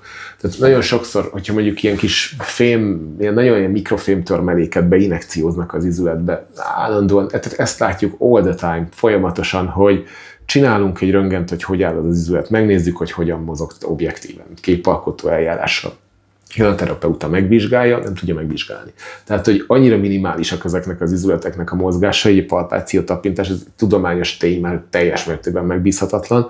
Tehát ez kitapinthatatlan, hogy a csodaízület az hogy áll és mennyit mozog, bármelyikről beszélünk, most tök mindegy, hogy fönt-lent. Adjuk a kezelést, diagnosztizál a terapeuta, érzi, hogy valami elmozdult, rossz helyen van, nem úgy működik, teljes mértékben random ez. Tehát két terapeuta ugyanarról az emberről totál mást fog mondani, hogyha ezt vakon megnézzük, megkapja a kezelést, utána minden ugyanúgy mozog, minden ugyanúgy áll. Tehát, hogyha megnézzük ezt objektív képalkotóval, viszont a visszatesztelésen 10 terapeutából 10 azt fogja érezni, hogy hatott a kezelés, és helyre rakta a csodaízületet, és jobban is lesz a páciens. És akkor itt jön az a kérdés, hogy ha strukturálisan nem történt semmi igazából, mert nem történt, tehát ezek látható, mérhető dolgok, akkor mi hatott? És rengeteg ponton tudunk belenyúlni, és hogyha látjuk azt, hogy mit csináltunk, tehát adtunk az idegrendszernek egy reszetet. Például azoknak a kis proprioceptív érzékelőknek, amik az izomban vannak, a hirtelen ilyen, mi van? Húzzuk már újra az izomtónust jellegével, az sokat tud számítani. De az is, hogy ott van egy kompetens ember, aki elmondta, hogy helyre kerülök, és már jól leszek. Tehát az idegrendszer még a kontextus, hogy mondtad az előbb, hogy a lepedő illata, a nyugalom, a másfél óra, tehát hogyha jobban lettem tőled múlt héten, meg múlt előtti héten, akkor már tudom, hogy jobban leszek tőled ezen a héten is, és gyakorlatilag egy idő után már nagyon-nagyon nyílik a lehetősége, hogy mit csinálhatsz rajta, mert annyira bízok benned. Tehát, hogy egy patkánynak megcirógatjuk a fejét, és adunk neki allergént, most allergiáról beszéltünk itt a beszélgetésünk előtt, patkány habcizni fog. Aztán megcirógatjuk a fejét, adunk neki allergént, megint habcizni fog. Aztán már csak a fejét cirógatjuk, és habcizni fog, mert kialakul egy ilyen feltételes reflex benne, és ugyanígy az endogén ópiát rendszerünket el tudjuk indítani egy kontextussal. Tehát ha hatékony volt valami és működött, akkor az egyre hatékonyabbá tud válni azáltal, hogy számítunk rá. Tehát ezek óriási mértékben befolyásolják a kezeléseknek és pont ezt beszéltük, de előbb nem forgott a kamera, hogy mennyit számítanak az oklevelek, mennyit számít a kommunikáció, a kompetencia. És nagyon sokszor egy bullshit, tehát amiről tudományosan tudjuk, hogy marhaság, tehát a koncepciótól a terápiás formái valami, ez sokszor jobban tud működni, mint egy valóban hatékony manuálterápiás eljárás, azért, mert ezt nagyon-nagyon magabiztosan lehet kommunikálni. Tehát, hogyha mondjuk beszéltünk az impostor szindrómával, nem impostor szindrómám van, hanem tényleg impostor vagyok. Tehát, hogyha mondjuk egy nap után elhittem, hogy én vagyok a csodagyógyító, mert mondjuk van egy csodapont, amit megnyomok, akkor elmúlik minden betegség, és azt elhittem, és így kommunikálom, és azt a páciens sem elhiszi, akkor simán lehet, hogy erősebb placebo, tehát jobban be tudom rúgni az endogén ópiát rendszerét, hogy jobban le fogja szabályozni azokat a szinapszisokat, ahol a fájdalomjel följön az agyba, és akkor lehet, hogy az agy úgy dönt, hogy kimaszkolja itt ezeket a kis gyulladásos faktorokat, és már is a fájdalomélmény csökkent, határozott, egyértelmű, magabiztos üzenet mögött. És például az a baj, ilyen marketing ízű, hogy mindig a Neuromaszról beszél, ezért vagyunk itt. Hát ezért igen, tehát hogy így csak lelkes vagyok ez iránt, tehát hogy a Neuromaszban azt is szerettem volna segíteni, hogy ha az ember nyer egy mély megértést, azt illetően, hogy mi történik valójában, és ezt ugyanolyan tisztán, egyszerűen és magabiztosan tudjuk kommunikálni, mint a felületessége miatt egyszerű üzenetet, akkor ugyanazt el fogjuk tudni érni, például placebo szinten is, és a placebót szídni szoktuk. De amikor ott van a randomizált, kontrollált vizsgálat a gyógyszerkísérletnél, hogy placebo és a gyógyszer placebo, akkor a gyógyszerre koncentrál a gyógyszercég, de ott van az ekkora placebo, hogy óriási fájdalomcsillapító szerepe van. Tehát a lényünk, a helységünk, az okleveleink, az mindezt tudják kommunikálni, és tehát nekem nagyon-nagyon az a célom itt, hogy a bonyolult, mert a neuró az tényleg bonyolult, tehát ez menthetetlenül az, váljon egyszerűvé. Tehát, hogy bonyolultá válik, de egyszerűen megérthetővé, ezért könnyen kommunikálható a vendégnek. És ezzel oda fogunk tudni állni a bullshitnek az egyszerű üzenete mellé. Csak ebben már lesz töltet, meg mélység. Tehát ez egy tök fontos dolog. Azzal amúgy akkor tudunk hatni a placebo-ról, hogyha mondjuk az oklevelek kint vannak, meg ilyesmi, meg mondjuk könyvek vannak, vagy polcon, vagy hasonlók, meg nem mindegy, hogy nézünk ki mi is. Viszont, hogyha van valakinek olyan kezelése, amit ha jobban átgondol, és utána megy, és rájön, hogy igazából az csak placebo, hogy nem ad valós segítséget, akkor az kuka, hogyha tükörbe akar tudni nézni, vagy hogyha vendég ráki, mert hogyha van egy kezelés, amit, és nem tudom mennyire megy át, vagy akár neked, akár nézőknek, hogyha van egy kezelés, amit én csinálok, és most rájövök, hogy igazából ez nem kamu, de nem működik a valóságban, csak a hit miatt, és én csinálnám tovább akár, mert segít a vendégeknek, viszont hogyha megkérdezik, hogy működik, és én akkor azt mondanám, hogy hát azért működik, mert hiszel benne, és akkor ott lehet, hogy már nem hisz benne, ezért nem működik. Ugye akkor mit csináljak az adott kezeléssel? Ez egy óriási dilemma. Ez volt a Bonnie Anderson sztori. A csontritkult hölgy, ezt most röviden elmesélem, volt egy terápiás eljárás, és így egy műtéti eljárás Amerikában 2000-es évek környékén volt nagyon népszerű. Volt egy idősebb hölgy, elesett, összetörte az egyik háti csigóját, borzasztó fájdalmai voltak, egy nagyon szimpatikus, aranyos golfozó hölgy volt, telefonközpontosként dolgozott egész életében, nagyon szociális valaki, és hát abba kellett hagyni a kedvenc sportját, akkor nem ment levegőre, kiszakadt a szockörébe, tehát borzasztó életminőségromlás. És azt hiszem a Mayo Klinika csinált egy ilyen vertebroplasztika kísérletet, és megműtötték, tehát az annyi, hogy orvosi cementet injektálnak a csigolyatestbe, ezzel gyakorlatilag pótolják itt a hiányzó csontrészt, ezzel helyreállítják a gerincnek a struktúráját, és hölgy ez zseni módon meggyógyult. Tehát a brutál fájdalmaiból lett így semmi, visszament golfozni, újra visszakerült a szockörébe, tehát nagyon-nagyon elégedett volt, hogy műtétet megkapta. És 14 év múlva kiderült, amikor már 84 éves volt, hogy egy placebo műtétet csináltak rajta, tehát nem műtötték meg. Az volt, hogy nagyon-nagyon sikeres volt ez a vertebroplasztika, és nagyon-nagyon durván, radikálisan jó eredményeket ért el mindenkinél, és egy radiológus professzor, meg a hölgyet műtő orvos, azok úgy elkezdtek gyanakodni, hogy ez túl szép ahhoz, hogy igaz legyen, meg akkor is működik, ha a cement nem oda megy, ahova kéne. És csináltak egy akkoriban nagyon újdonságnak számító ilyen gyakorlatilag placebo műtőt, kontrollált, randomizált kísérletet, és ez úgy nézett ki, hogy a doki sem tudta, hogy műte, amikor betolták hozzá a beteget, hanem az volt, hogy egy borítékba berakták, hogy műts vagy nem műts, de ugyanúgy beérzéstelenítették az embert, ugyanúgy betolták a műtőbe, sertepertél a nővér, és hát amikor már minden elő volt készítve, kinyitották a cementet, amin acetonszak, tehát így minden, tehát senki nem gondolta azt, hogy placebo csoportba tartsz, a doki, nem műts, oké, akkor ejtett rajta egy kamumetszést, ott valamit mókolt, és akkor megműtöttünk viszontlátásra. És pontosan ugyanolyan eredményeket ért el a műtét, mint a nem műtét, és zseniális eredményeket, tehát mint ennél a hölgynél is, hogy gyakorlatilag az élete mentődött meg egy placebóval. Tehát az, hogy az agy, tehát egy műtét, az irgalmatlan placebo, erővel felbontottak valamit, csináltak rajtam.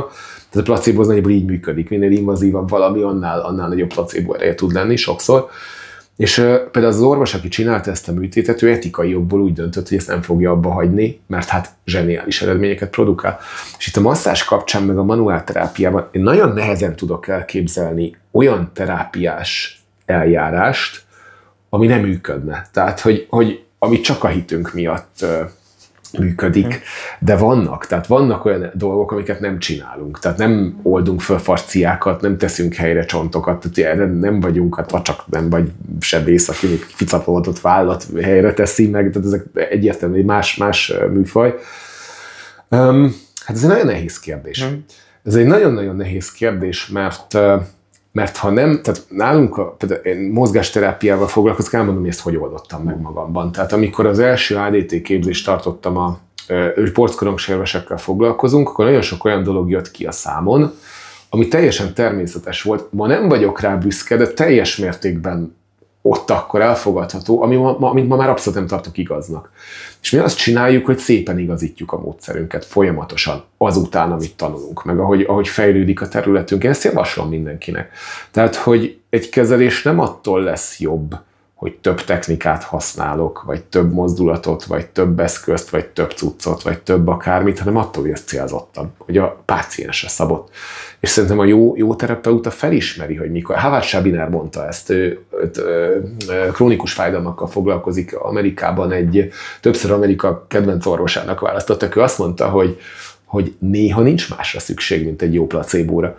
Tehát, hogy a jó terapeuta felismeri, hogy mikor kell egy picit villantani, hogy működjön a placebo. És nem tudom, hogy ezt a sztorit meséltem el a képzésben, de apukámnak fájdult meg egyszer, gyulladt be a biceps hosszú fejéna.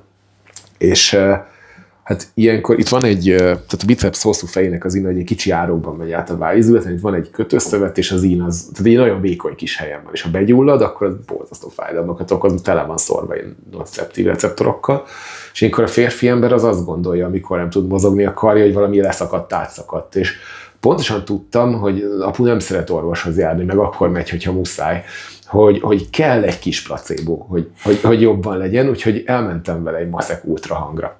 Mert tudtam, hogyha látja, hogy nem szakadt el ott semmi, mert tényleg brutál fájdalom, tehát nem tudsz mozogni a kezeddel, elmentünk, vizsgálja a hölgy, oké, rotátorköpeny részleges szakadás, oké, gyullad, ami ott szokott lenni a vállon, tehát azért rosszul hangzott első körben. És azt kérdeztem a hölgytől, hogy doktornő, akkor ez ugye nincs elszakadva, és pont a kornak megfelelő elváltozás, igaz? Ja, igen. És az apu így nyíú, és pillanatok alatt lett sokkal jobban. Mert tudta, hogy nincs strukturális elváltozás. Tehát éreztem, hogy kell neki ez az információ, hogy ismerem. És nagyon sokszor, tehát például, ha veszünk valamilyen beavatkozást, amire tudjuk, hogy gyakorlatilag tök mindegy, hogy milyen irányból ragasztjuk föl, vagy tök mindegy, hogy be van-e kapcsolva az a készülék, vagy nincsen. Sok ilyen van. De látjuk a vendégen, a páciensen, hogy kell neki az, hogy egy kompetens ember egy komoly kütyűvel megkezelje, akkor miért vegyük el tőle? Tehát ez egy érdekes dolog, viszont mindig érdemes pörögni azon, hogy mit tudnánk hatékonyabbat, mit tudnánk jobban, van-e? És ez egy ilyen alap, hogy ha van, és tudom is használni, és kompetens vagyok benne, akkor használjam azt. Ennyi pont. Ha nem, és segít, és működik, hát akkor még keresem a jobb megoldásokat, de addig használom. Mert ez a tudományban is így van, hogyha azt mondják, hogy mindig a tudománynak a legmagasabb szintű bizonyítékára kell építkezni, de hogyha egyetlen egy kutatáson van 26 esetszámmal, akkor abból főzök. Tehát, hogy ez megint ilyen, szerintem nagyon rokon. Még nekem itt nagyon azt tetszik a legjobb, hogy valaki egy masször tudja használni a kezét, meg ott a szája, ami talán a legdurvább eszköz. Igen. Rengeteg terapeutánál, vagy talán az összesnél a kommunikáció. Viszont nekem szimpatikus, hogyha minél kevesebb eszközt használ az ember, és azért is, mert a környezetvédelem közel áll a szívemhez, és hogyha lehet, hogyha a kezünkkel, meg a kommunikációnkra el tudunk érni ugyanilyen változást, akkor biztos le kell gyártani azt a 6 milliómodik műanyagos, igen, akkumulátoros, elektromos eszközt, vagy műanyag darabot, vagy akármit, igen, hogyha ezt meg lehet oldani máshogy is. Igen, ebben szerintem mi nagyon együtt rezonálunk. Igen, és teljesen elfogadom, ha valaki másképp gondolkodik, de igen. Tehát... Meg a pénztárca is, hogy az legtöbb ember magyar valószínűleg nem engedheti meg magának, hogyha valakinek meg olyan sok pénz van, akkor segítsen másoknak, de hogy ha tud neki segíteni az is, hogy mondjuk megtanul el légzésterápiát, vagy meditál, vagy kimegy a szabadba, vagy mozog, igen, vagy bármit csinál, ahelyett, hogy megveszi az X forintba kerülő tételt. Igen, egyébként visszatérve a placebóra, meg az öngyógyító folyamatok mozgósítására, tehát én gyógytornász vagyok, tehát alapvetően mozgásterápiával foglalkozom, és van a derékfájásoknak egy kategória, amit nem specifikus derékfájásoknak hívunk, és ez az izgalmas, hogy ez bármi lehet, tehát mondjuk rosszul terhelem egy szövetemet, túlfeszítek egy izmot, nem kap rendesen oxigént, most egyszerűsítek a valamelyik szövet, egy érfal, az izomfarsz, tök mindegy. Ez a derékfájásoknak az óriási nagy többsége. Tehát ami nem ez, az egy nagyon pici szelet. És ebben a nem specifikus derékfájásban tök mindegy, hogy milyen mozgást csinál az ember, attól jobban lesz. És nincs különbség a vérszofisztikált core training, ami mögött rengeteg tanulásom és tapasztalatom és az identitásom áll, mert olyan jó core traininget tudok tartani, mint elmegy a vendég futni. És az az érdekes, hogy nagyon sokszor az ember attól lesz impostor szindrómás, hogy felberül benne a kérdés, tehát akkor mit keresek én itt? Tehát, hogyha tudod, mit keresel itt? A tudásodat, a tapasztalatodat. Tehát, hogy neked el fogja hinni, hogy ha rendesen elmagyarázom és tájékoztatom, hogy miért jó az, ha elmegy futni, és miért nincs szüksége a rengeteg spéci így álljon a füled gyakorlatra. És hogyha megtanítom az így álljon a füled gyakorlatra, ugyanúgy javult tőle, mint a futástól, mert mozgás, tehát tök mindegy, mert kiszedi ezekből a pozíciókból, csak tök jól lekutatták azt, hogy miért hagyja abba például a gyakorlást egy ember. A, mert unja, mint a szemét, tehát egy borzasztó unalmas. B, azért, mert vajon jól áll a fülem? Hogy mondta a guru? Nem ártok magamnak? Tehát, hogy itt ha van egy olyan módszer, ami nem kell, hogy annyira szofisztikált legyen, akkor is nagyon kell mögé az embernek a hite, a tudása, hogy miért csinálja, az összefüggések látása, hogy miért lesz neki jó. És terapeutaként nem feltétlenül attól vagyok jó, hogy jól csinálok valamit, hanem hogy jól oktatok valamit, hogy jól tanítom meg arra, hogy ő mit csináljon. És ha most csak azt mondom, hogy fáj valakinek a dereka, és azt mondom, hogy haver, menj el futni, hát szülje, ezt fogja mondani. De ha azt mondom, hogy figyelj, Smith-et áll, ezért, mert akkor kompetensé válik a csigolyasor. Elengeded ezeket a kokontrakciókat, amik egyébként azt jelentik, hogy túlzottan feszítesz, ami lehet attól, hogy bla bla bla bla bla bla bla, végigmegyünk ezen a vonalon, akkor kijön az az X, hogy menj el futni, és akkor már érteni fogja, hogy miért. És a terápia a coachingból, az oktatásból állt, viszont itt nagyon látni kell, hogy mi történt. Kiszabadítottuk az embert. Kiszabadítottuk abból, hogy kell egy nagyon speciális dolog, amit csak én tudok neked adni. Én igazából, amit adni tudtam, az az, hogy megtanítottalak arra, hogy miért is rám szükséged. Csoda. És az a tök jó, hogy itt felmerülhet a nézőben esetleg azt, hogy ez marketing szempontból nem határoz dolog. Hát nem, mert mindenki gerincbeteg lesz egy idő után, vagy gerincfájós a mai világban, és ez az ember ez olyan hálás lesz, hogy gyakorlatilag az egész környezetének azt fogja elmondani, hogy végre valaki, aki nem bezárta egy dobozba, és hanem kinyitotta a dobozát, és visszaadta mondjuk a futásnak a lehetőségét. És lehet, hogy valaki csípi a szemét, a futások helyettesít beúszásra, tök mindegy. Futás is majdnem ugyanolyan jó. Tényleg ez marketingben ez is rettenetesen, főleg ha még egy értékelést is ad, és a legközelebbi vendég már úgy jön el, hogy látja azokat az értékeléseket, és már csak amiatt jobban lesz, hogy elmentem X Bélához, akinek ott van 200 értékelés, hogy fú, de jobban lettem, akkor már jobban vagyok, hogyha beléptem hozzá. Bizalomfaktor ég és föld, hogy mennyit számít. Tehát a fogorvosnál is olyan érdekes, amikor ott ülsz, és így vajon jó. Tehát amikor így nem vagy benne biztos, hogy igen, te nem vagy benne biztos, és amikor valakinek valami fáj, akkor nagyon kell, hogy biztonságban érezze magát, hogy érezze a kompetenciát.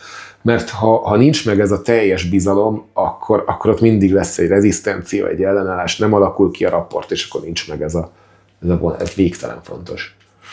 Két dolgot is említettél, az egyikre egy külön is rákérdezek akkor, és ezt lehet, hogy majd a külön epizódként is feltöltjük, a palpáció. Igen. Hogy mit jelent a palpáció, és mi a gond vele? A palpáció az tapintást jelent, alapvetően semmi gond nincs de nem arra használjuk, amire jó. És ez már megint egy nagyon-nagyon erős tudományos tény, tehát ezzel lehet, hogy a nézők közül is sokan fognak velem fejben vitatkozni, ne velem vitatkozz, létszi, hogyha ezt nézed, hanem menj utána, olvass utána, nézz kutatásokat, mert ha vizsgálunk egy beteget, akkor nagyon sok módszer azon alapul, hogy mit tapintok a kezemmel. És erről kiderült, hogy gyakorlatilag bármit tudok tapintani, és annak az ellentétét is. Tehát azt hiszem, Main csinált egy izgalmas kísérletet, vett két nagyon-nagyon rutinos manuálterapeutát, és 200 betegen megvizsgálta, hogy ha nem mondják el, hogy melyik oldalon fáj a derekuk és a nyakuk, akkor az oldalát egyáltalán megtalálják-e. Azt, hogy hol van a fájdalom. Kicsit jobbak voltak, mint a pénzfeldobás. Tehát ez kétségtelen. Gyakorlatilag a 69% volt azt hiszem a derékfájás megtalálása, az oldalisága, nem az, hogy melyik izület, hanem hogy melyik oldalon van a fájdalom. Tehát szerintem érződik ebből ennek a súlya. A nyaknál kevesebb volt 50 valamennyi. Tehát tényleg a pénzfeldobás szintjét alig ugrottuk meg. Most onnantól kezdve, hogy beállítunk valakit egy pozícióban, ahol mondjuk manipulálom. Tehát, hogy érzem-e, hogy az hipermobil, hipomobil, nem érzem. Tehát, hogyha nem nem a tanfolyamon vagyok, ahol elmondják, hogy mit kell érezni, és akkor azt érez, ezt palpatai pareidoliának hívják, hogy amit megtanulok a tanfolyam, azt érezni fogom. Tehát ez természetes. De ha így csukott szemmel végig tapintanánk, hogy mindenhol éreznék triggerpontokat, problémákat a tünetmentes embereken is, akkor és hangsúlyozom, tehát a módszerek tök jók, tehát ezek működnek, nem bántom őket, ezek tudományos tények, amiket mondok. Triggerpont terápiának a 2 alapítóját behívták egy kutatásba, hogy ők nem találták meg azt, hogy hol vannak ezek a pontok, a tünetmentes embereken találták meg a legtöbbet. Félelmetesen megbízhatatlan a kezünk, és ezt azért fontos tudni, és azért fontos ismerni ezt az információt, mert ha valami olyanra alapozom a kezelésemet, amit nem találok meg objektíven, akkor ez a kezelés nem lesz jó. Tehát akkor ez egy vaktában lövöldözés. Ami nagyon sokszor tök rendben van, mert a manuális kezeléseknek végtelen ilyen generális hatása van, ami az egész szervezetre hat, és nem kell ilyen lokálisnak lenni, de így is jó lesz. És az a baj, hogy ha így is jó lesz, akkor ez meg validálni fogja azt, hogy kitapintottam valamit és helyre tettem, de amikor ezt ultrahanggal, röntgennel, képalkotó eljárásokkal nézem, hogy ott mi történik, nem történik ilyen. Tehát ezek nagyon izgalmas dolgok.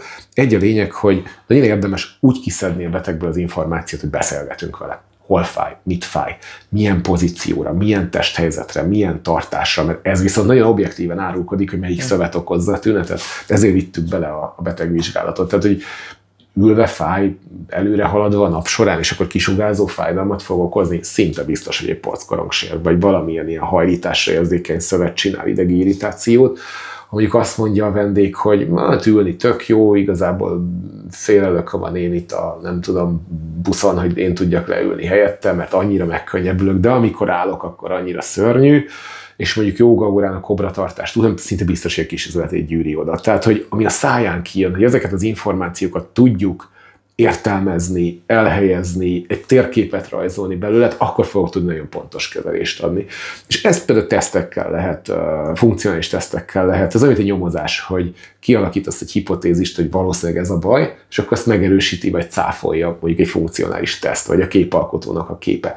De a palpációban egy nagyon érzékeny dolog, mert gyakorlatilag a fájdalmon kívül nem nagyon tudok mit objektíven tapintani.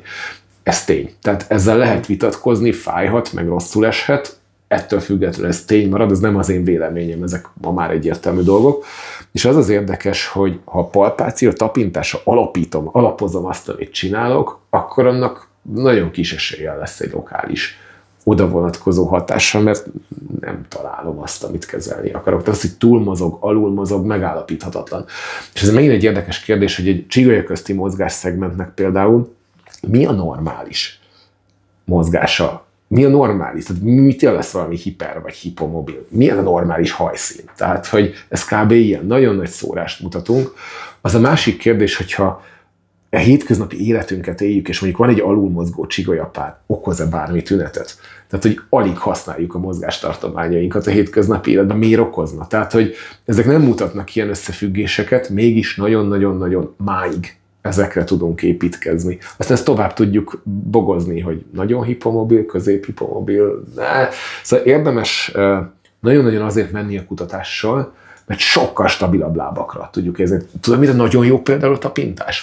Megállapítani azt, hogy valaki centrálisan szenzitizált-e. Tehát van arra zseniális, tehát van az a fajta érzékenyedés, valakinek mondjuk van valami patológiája a gerincében, mit tudom, mondjuk egy sérv, az piszkálja ott a kis veszélyérzékelő testecskét, a nociceptort, az bead egy akciós potenciált, egy ilyet viszi ezt az infót a gerincfelőbe, és ott van egy szinapszis. És ahol idegsejtek beszélgetnek, a következő idegsejt viszi fel ezt a jelzést az agyba, hogy az agynak a területei eldöntsék, hogy kell-e fájdalom, vagy nem kell. És ha az ember nagyon sokat tüzel ezen a pályán, akkor itt a szinapszisban egy csomó ilyen kis támogató sejt, egy gliasejt elkezd még ilyen serkentő anyagokat beönteni ide, és eljön az a pont, amikor itt már semmit nem kell csinálni a periférián ahhoz, hogy egy icipici jel az így fölhangosítódjon.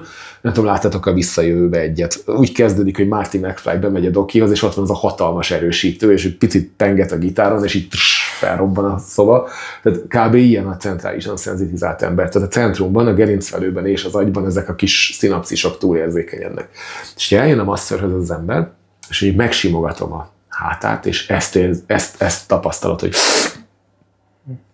akkor ő centrálisan szenzitizált. Tehát mi masterként mindannyian tudjuk, hogy mi az az érintés, amire úgy általában érzékeny szokott már lenni valaki range-en belül, mi az, amire nem. Tehát gyönyörűen lehet ezt tesztelgetni vele például, hogy van-e centrális szenzitizáció, vagy nincsen. Erre zsenió. Tehát a fájós részeket megint tök jól ki lehet tapintani. Az elmúlt 10 évben úgy tudom, hogy egyetlen egy olyan kutatás volt, ami ugyanazt mutatta a tapintásra, mint az ultrahang, az a multifidus izomcsoportnak egy tesztje. A multifidus az a csigolyáknak a nyúlványai között lakik, egy része még az izületi tokon is megtapad, és azt csinálja, hogy a kis mikromozgásokat fogja meg, stabilizálja le a csigolyasorban, és amikor a derékfájós páciensnek itt tapintják a multifidusát, itt a tövis nyúlványba bemászva, és felemeli a kezét, akkor ez a multifidus beröffent, tehát akkor csinálja kontrakciót, összehúzódik. És ha ultrahanggal nézték ezt, meg kézen, akkor jött ki ugyanaz. Tehát ez egy mozgásos vizsgálatteszt, összes többinél gyakorlatilag az jött ki, tapintásunk az olyan szinten megbízhatatlan, és annyira azt látjuk bele az emberbe, amit tanultunk, tehát ami a narratívánk, az ami elképesztő, ezért én ilyen 6-szoros óvatosságra intek embereket azt illetően, hogy ezt az információt ne hallják meg. Ezt érdemes meghallani. Mert a képzéseden az a gondolatmenet is nagyon tetszett, és igazából teljesen jogos, hogy mind mások vagyunk egy kicsit, és nincs az, hogy pontosan ez a fokú dőlés a deréknál, a csípőn, medencénél igen. Ennek kell lennie, persze. Meg így kell lennie az egésznek, igen. És akinek már így van, az már rossz, és akkor rakjuk helyre, és akkor így kell lennie, hogy mindenkinek egy picit más a persze. Medencé és a csontja is, hogy vannak kis eltérések, hogy nincs olyan orvosi, hogy mondjam, ilyen modell, hogy ilyennek igen. Kell lenni, és akkor itt a samu mellettem, és akkor ilyen legyen, miközben lehet, hogy neked így máshogy dől, más mekkora, ugye nem is vagyunk tökéletesen szimmetrikusak, hanem tökéletlen szimmetriánk van, és ez mindenhol, ez egész testben. Persze. Hát meg ott vannak az nagyon egyértelmű kutatások, hogy gyakorlatilag mennyi asszimetria függ össze a fájdalommal, mennyire, a legtöbbünknek van végtaghoz különbsége, a legtöbbünknek ferdén áll a medencéje. Az izgalmas, hogy még azok a tájékozódási pontok is, amiket tapintani szoktunk, tök normálisan van, 1 centivel lejjebb vannak az egyik oldalon, mint a másikon, tehát megállapíthatatlan dolgok ezek, és akkor van nagy baj, hogyha beleszeretek a kezem által megerősített hitbe, mert akkor ezt viszont a tudomány rá tudok állni a vállára, azt mondja, hogy akkor már magamat látom a páciensben, és nem a páciensemet látom. Tehát, hogy nem azokat a faktorokat, amikkel őt tényleg tudnám tenni. Sőt, belegondolni kontraproduktív is lehet, hogyha mondjuk valakinek megvizsgálom, hogy a medencén mondjuk így áll egy kicsit, és akkor így kéne állnia, tartsd így magad, és akkor így tartod, és akkor ez legyen a normális, miközben neki egy kis anszimetria van, és nem tudom, az egyik csípőlapátja nagyobb, mint a másik, vagy akármi, de én azt a kis pontot, csípőtaraj, vagy valamelyik pontot megnézni, és akkor aznak szimmetrikusnak kéne lenni, mert én úgy tanultam. Igen, tehát nincs ilyen, hogy így kéne, vagy úgy nem gépek vagyunk, és nem, tehát ez egy nagyon-nagyon mechanisztikus modell, hogy ezt majd én megszerelem, helyre rakom, és akkor majd az úgy jó. Nem, tehát rengeteg faktor van, és ennek csak egy része a biomechanika. Hogy ez mennyit számít, sokszor sokat, sokszor nagyon keveset, sokszor semmit, de van mellette rengeteg faktor, tehát mi potmétereket tologatunk, és minél többet ismerünk föl, minél többhez lesz hozzáférésünk, annál hatékonyabb tud lenni a kezelésünk. És minél inkább egy potméterre szűkítjük magunkat, tehát annál több mindent vesztünk el a látóterünkből szerintem. Erre érdemes néha kizumolni, és meglátni, hogy ott van egy ember. Erre tök jól mondják angol nyelvterületen, azt mondják, hogy treat the issue, not the tissue, tehát hogy a problémát kezeld, ne a szövetet, ez egy tök jó megközelítés ide. Majd már fel is írta, ez tényleg jól hangzik. Az a baj, hogy ezek magyarul kevésbé hangzottak. Igen. Impostor szindróma. Erről egy kicsit beszélgetünk, hogy ez mit jelent pontosan. Igen. Kezdjük ezzel. Mi az az impostor szindróma? És erről lehet már beszélgetünk, de szerintem van annyira fontos, meg akár aki a képzéseddel foglalkozik, annál is előjön, meg ez egy fontos dolog, aki tanul annak, meg mindenkinek. Igen, ebbe megdöbbentően nagy része az eltökélt szakembereknek belejut, ez egy ilyen hurkokban jelentkező borzasztó rossz érzés, amikor azt érzi a szakember, aki komolyan belássa magát a témakörébe, és szerintem a mi nézőinknek erre van hajlama.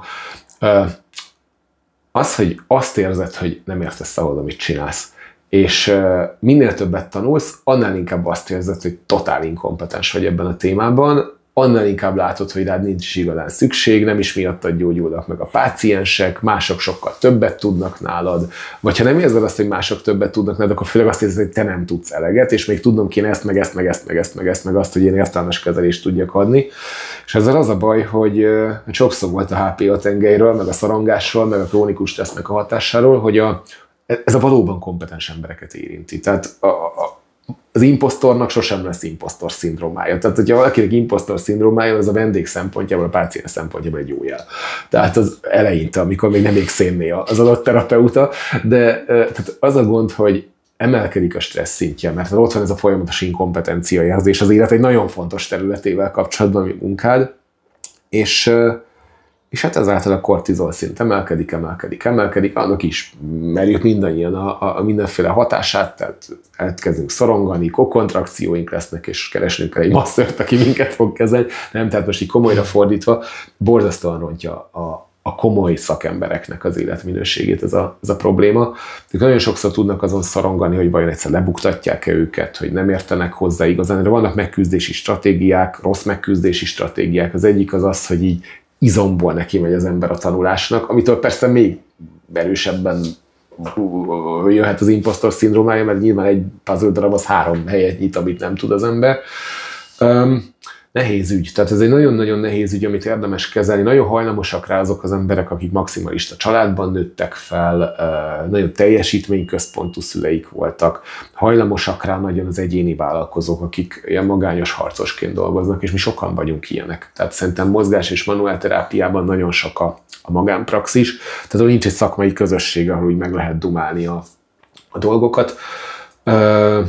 Nagyon hajlamosít rá, hogyha a gyerekkori traumáknak a nagyobb száma, tehát mondjuk egy ilyen kórházi jelenlét kiskorban, vagy bármi válása a szülőknek, és az is hajlamosít rá, hogyha mondjuk nagyon elkényeztető szülője volt valakinek, mert minden kilincset lenyomnak az ember helyett, akkor hirtelen ez egy ilyen nehéz feladatnak tűnik, és hát a segítő szakmában nagyon sok ilyen figura van, tehát ez egy masszív probléma, és nagyon sokszor vezet el oda, hogy az emelkedett kortizol szint az egy tök érdekes dolog, mert ő az arra fog motiválni, hogy abból a szituációból jöjjek ki, ahol a kortizol szintem emelkedik, és ez a meló.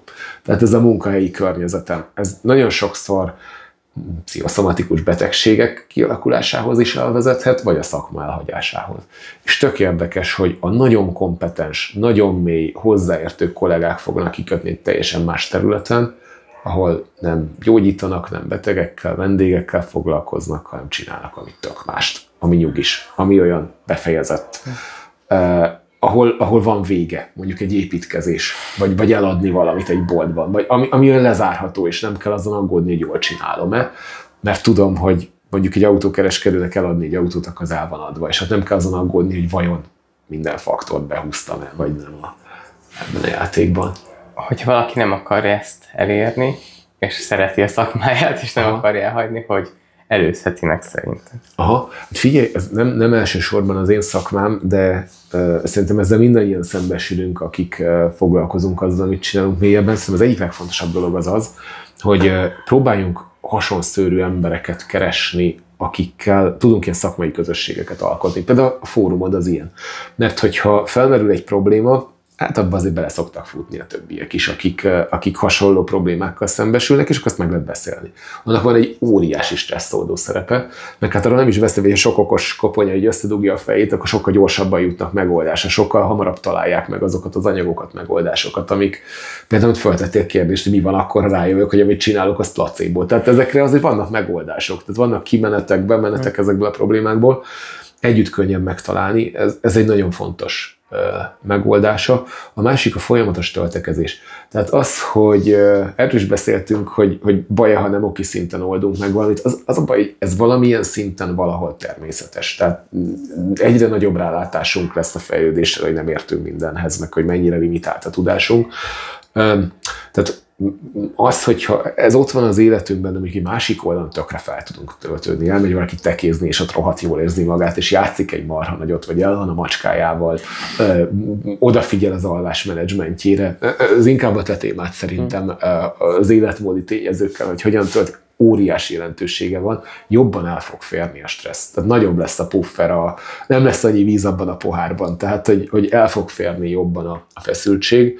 Egy rendszeres sport óriási mértékben tudja csökkenteni a kortizol szintet. Tehát erre most nem jut eszembe, van egy ilyen nagyon-nagyon fancy latin kifejezése, de itt van a nyelvem hegyén, nem jut, annyira jól lehetne magánykodni vele, de a lényeg az, hogy ha minél inkább belemegy valaki egy ilyen állapotba, annál jobban csökken a motivációja a mozgásra, mert kimerült lesz. És nem megy el mozogni, ezért nem tud töltekezni, nem tudja oldani a stressz szintjét, és így darálja bele magát ebbe a problémába. Tehát itt nagyon sokat segít az, hogyha valakivel például megbeszéli azt, hogy naponta elmennek, vagy 2 naponta sportolni valamit. Tehát, hogy legyen valami motiváció, aki kihúz, nagyon-nagyon-nagyon fontos. Ezzel kapcsolatban még azt megkérdezem, hogy neked mi a személyes tapasztalatod az impostor szindrómával? Hát én ebben szenvedek all the time, tehát hogy ez szerintem tök normális.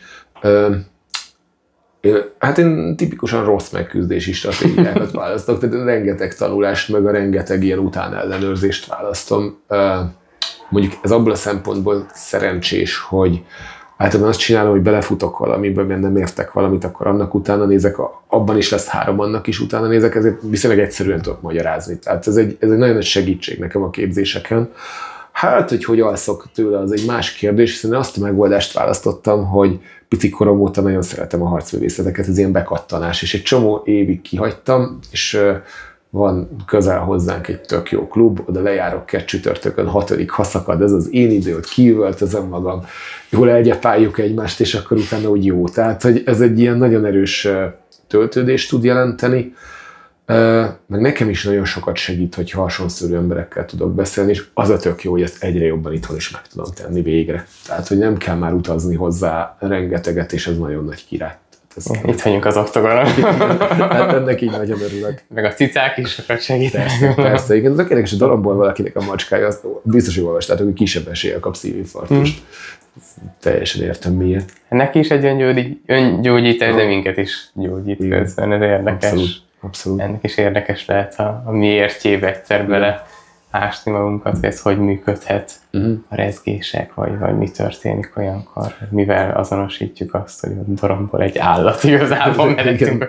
Így logikusan nem raknám össze, hogy valaki ezt mondja, de amikor megtapasztalja az ember. Nem, szerintem nem macskások nem értik meg, hogy ennek mekkora jelentősége van. Még gondolkodtam azon is, hogy nálunk a macskának mi vagyunk a kiszolgáló személyzetek. És lehet, hogy azért könnyebb az impostor szindrómát elfogadni, mert megtanulom, hol van a helyem. És akkor ez egy könnyebb játék. Na mindegy. De komolyra fordítva ez egy borzasztó nehéz ügy. Tehát, hogy nagyon sok ember hagyja el a szakmát emiatt, és pont azok, akiknek nem kéne. Tehát ez egy nagyon rossz, nagyon erős probléma. Igen, az bíztathatja az impostor szindrómás kollégákat, hogy ők biztos, hogy nem imposztorok. Tehát ennél jobb jele annak, hogy milyen csinálja, és komolyan veszi, talán nincsen. De akkor aki ezt érzi, annak még fontosabb talán odafigyelni a mentálhigiénére, meg ezekre a rekreációs dolgokra, akár masszázsra járni, sportolni, Igen. vagy levezetni a feszültséget, én időt szállni, meg azért itt is szerintem fontos egy korlátot bevezetni, hogy azért nem a munkáról szóljon az élet, mert az valószínűleg a család, kapcsolat más rovására fog. Hát hogy a vérben? Igen, és ez összefügg, mert hogyha aggódik a munkáján, és mondjuk sokat megy utána, akkor ezt el fogja venni ezt az időt máshonnan. Tehát érdemes ezt hatékonyan csinálni. Meg az a másik, ami az impostor szindrómának egy nagyon nagy veszélye, és ez nem az egyén felé, hanem a szakma felé. Az, hogy minél inkább impostor vagyok, annál hangosabb leszek. Mert bízom a hülyeségben, amit gondolok, a felületes marhaságban, ami nyilván, hogyha tehát én nem tudom, tehát most elkezdtem, mondok egy példát, láttam a YouTube-on ilyen, nagyon automániás vagyok, és vettem egy 24 éves gyönyörű Volvót, annyira szép volt, ilyen tele volt, ilyen repedéssel lökhárítója, és így gondoltam, hogy egyszer kipróbálom, hogy lehet ezt lefényezni, és olyan egyszerű volt ezekben a videókban, és elszúrtam vele egy napot, inkább nem mutatnám meg a fotót, hogy nézett ki, és a fényező srác, amikor elvittem egy kármentésre, akkor elmesélte, hogy ők mi mindent tanulnak, mennyit gyakorolnak, mennyi eszközt használnak, és mi mennek végig ahhoz, hogy úgy nézzen ki egy lökhárító, ahogy kell, és akkor álltam, és így, jó, értem. tehát annyira bíztam benne, hogy jól lefogom. Tehát olyan egyszerűnek tűnt, annyira könnyű volt, és úgy nagyon tudtam volna osztani az észt, hogy kell lökhárítót fényezni. Hát igen, tehát ez az imposztorság tipikus példája. Viszont amikor egy impostor szindrómás ember szenved ebben az állapotban, ő halkul. Tehát ő egyre csendesebb lesz, mert egyre kevésbé biztos abban, hogy amit csinál jó. Egyre inkább valószínűségekben gondolkodik, mint kész megoldásokban, és ezt nagyon nehéz magabiztosan tálalni. Viszont szakmailag nyilván ő lesz a sokkal jobb. És ebben az a nagyon nagy veszély, hogy például a social médiában ma, tehát régen volt egy Cejzel, meg volt a Grécsi László, és ők voltak a médiában. Tehát vagy úgy hozzámérte magát az ember. Most viszont mindenki dumál a social médiában, és nem feltétlenül az lesz hangos, aki ért ahhoz, amit csinál. És ennek kifelé van egy borzasztó nagy veszélye, hogy az imposztor túl kiabálja az imposztor szindrómást. Tehát szerintem ami még egy nagyon fontos dolog az az, hogy és ezért tök jó szakmai közösségeket kialakítani, és egy picit gyűjteni az erőt, meg a magabiztosságot, meg úgy fölépíteni az embernek magát ezekben a hurkokban újra, meg kijönni a hurkokból, hogy azért legyen ennek is súlya.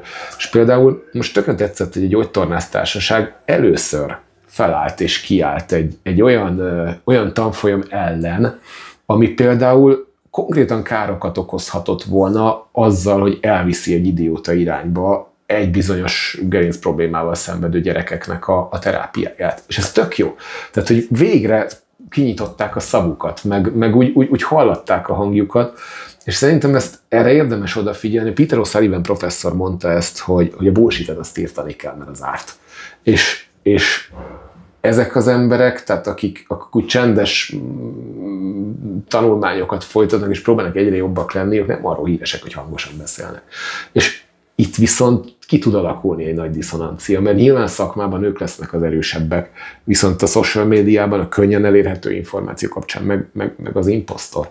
És ez viszont a páciensnek lesz nehéz, mert ő hogy döntse el, hogy a szintén latinul beszélő, meg latinul beszélő emberek közül kinek higgyen. Tehát nekem sose azzal van problémám, hogy mondjuk a csígolyót tologatom. Én is csikungozok, érzem a csígolyót, és végtelenül jól esik, és érzem, hogy hova kell tolni, hogy jobban érezzem magam, és tök rendben vagyok vele, amellett, hogy én szeretek ilyen evidence-based lenni a szakmámban. Viszont az a gond, hogyha mondjuk erre a csígolyó dologra, amit csak az érzetem, és így nem merném tanítani senkinek, ráhúzom a tudománynak a köntösét, elkezdem latinul megfogalmazni, elkezdek olyan dolgokat mondani, ami akár részben még igaz is, de olyan konklúziókat levonni, ami erősen megkérdőjelezhető, hát akkor gyakorlatilag az átverésnek a kész csomagját csinálom, és ez egy borzasztó nagy veszély.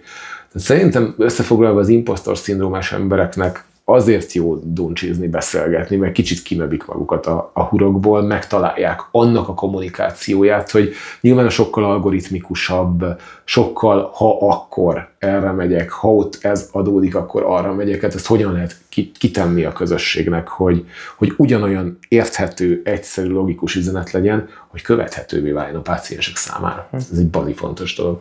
Még két dolog eszembe jutott ezzel kapcsolatban, szerintem nagyon sokat segít. Az egyik az önismeret, és erről is majd lesz videónk, pontismeret, Pákolic Misivel beszélgettünk, kb. Az önismeret volt a nagy része a beszélgetésnek, hogy ez mennyire fontos, hogy tényleg észrevegyük a saját érzéseinket, gondolatainkat, és akár, hogyha ilyenbe beleesnénk, akkor itt is tudatosodjon.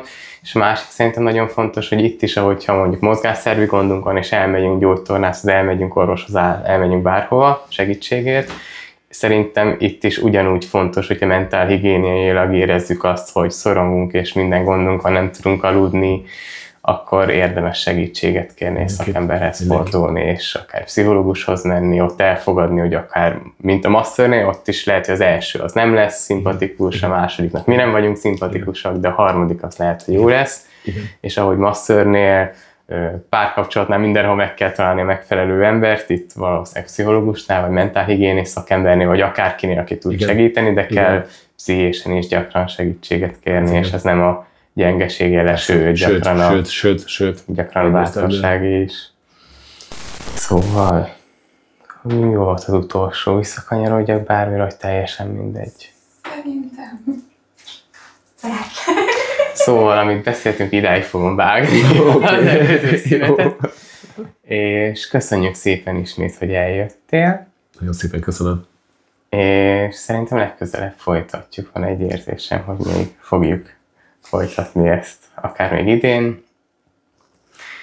és jó pihenést majd neked. És köszönjük szépen a képzést. Tényleg, ha már erről szólt a videó nagy része a Neuromastról, akkor igazából mondhatom szerintem, hogy az egész szakma nevében köszönjük szépen, hogy ezt megcsináltad. Nagyon-nagyon szépen köszönöm.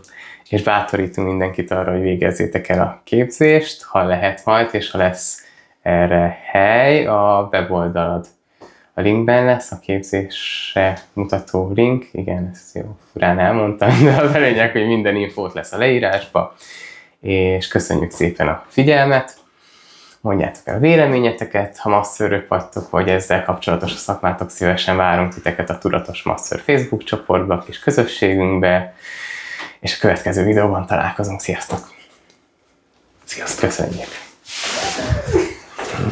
Fú, köszönöm szépen! Hát Köszönjük! Ismét. Van a húzat? Egy picit zavar a lapok miatt, de ne, mert nektek meg jó, hogy van levegő.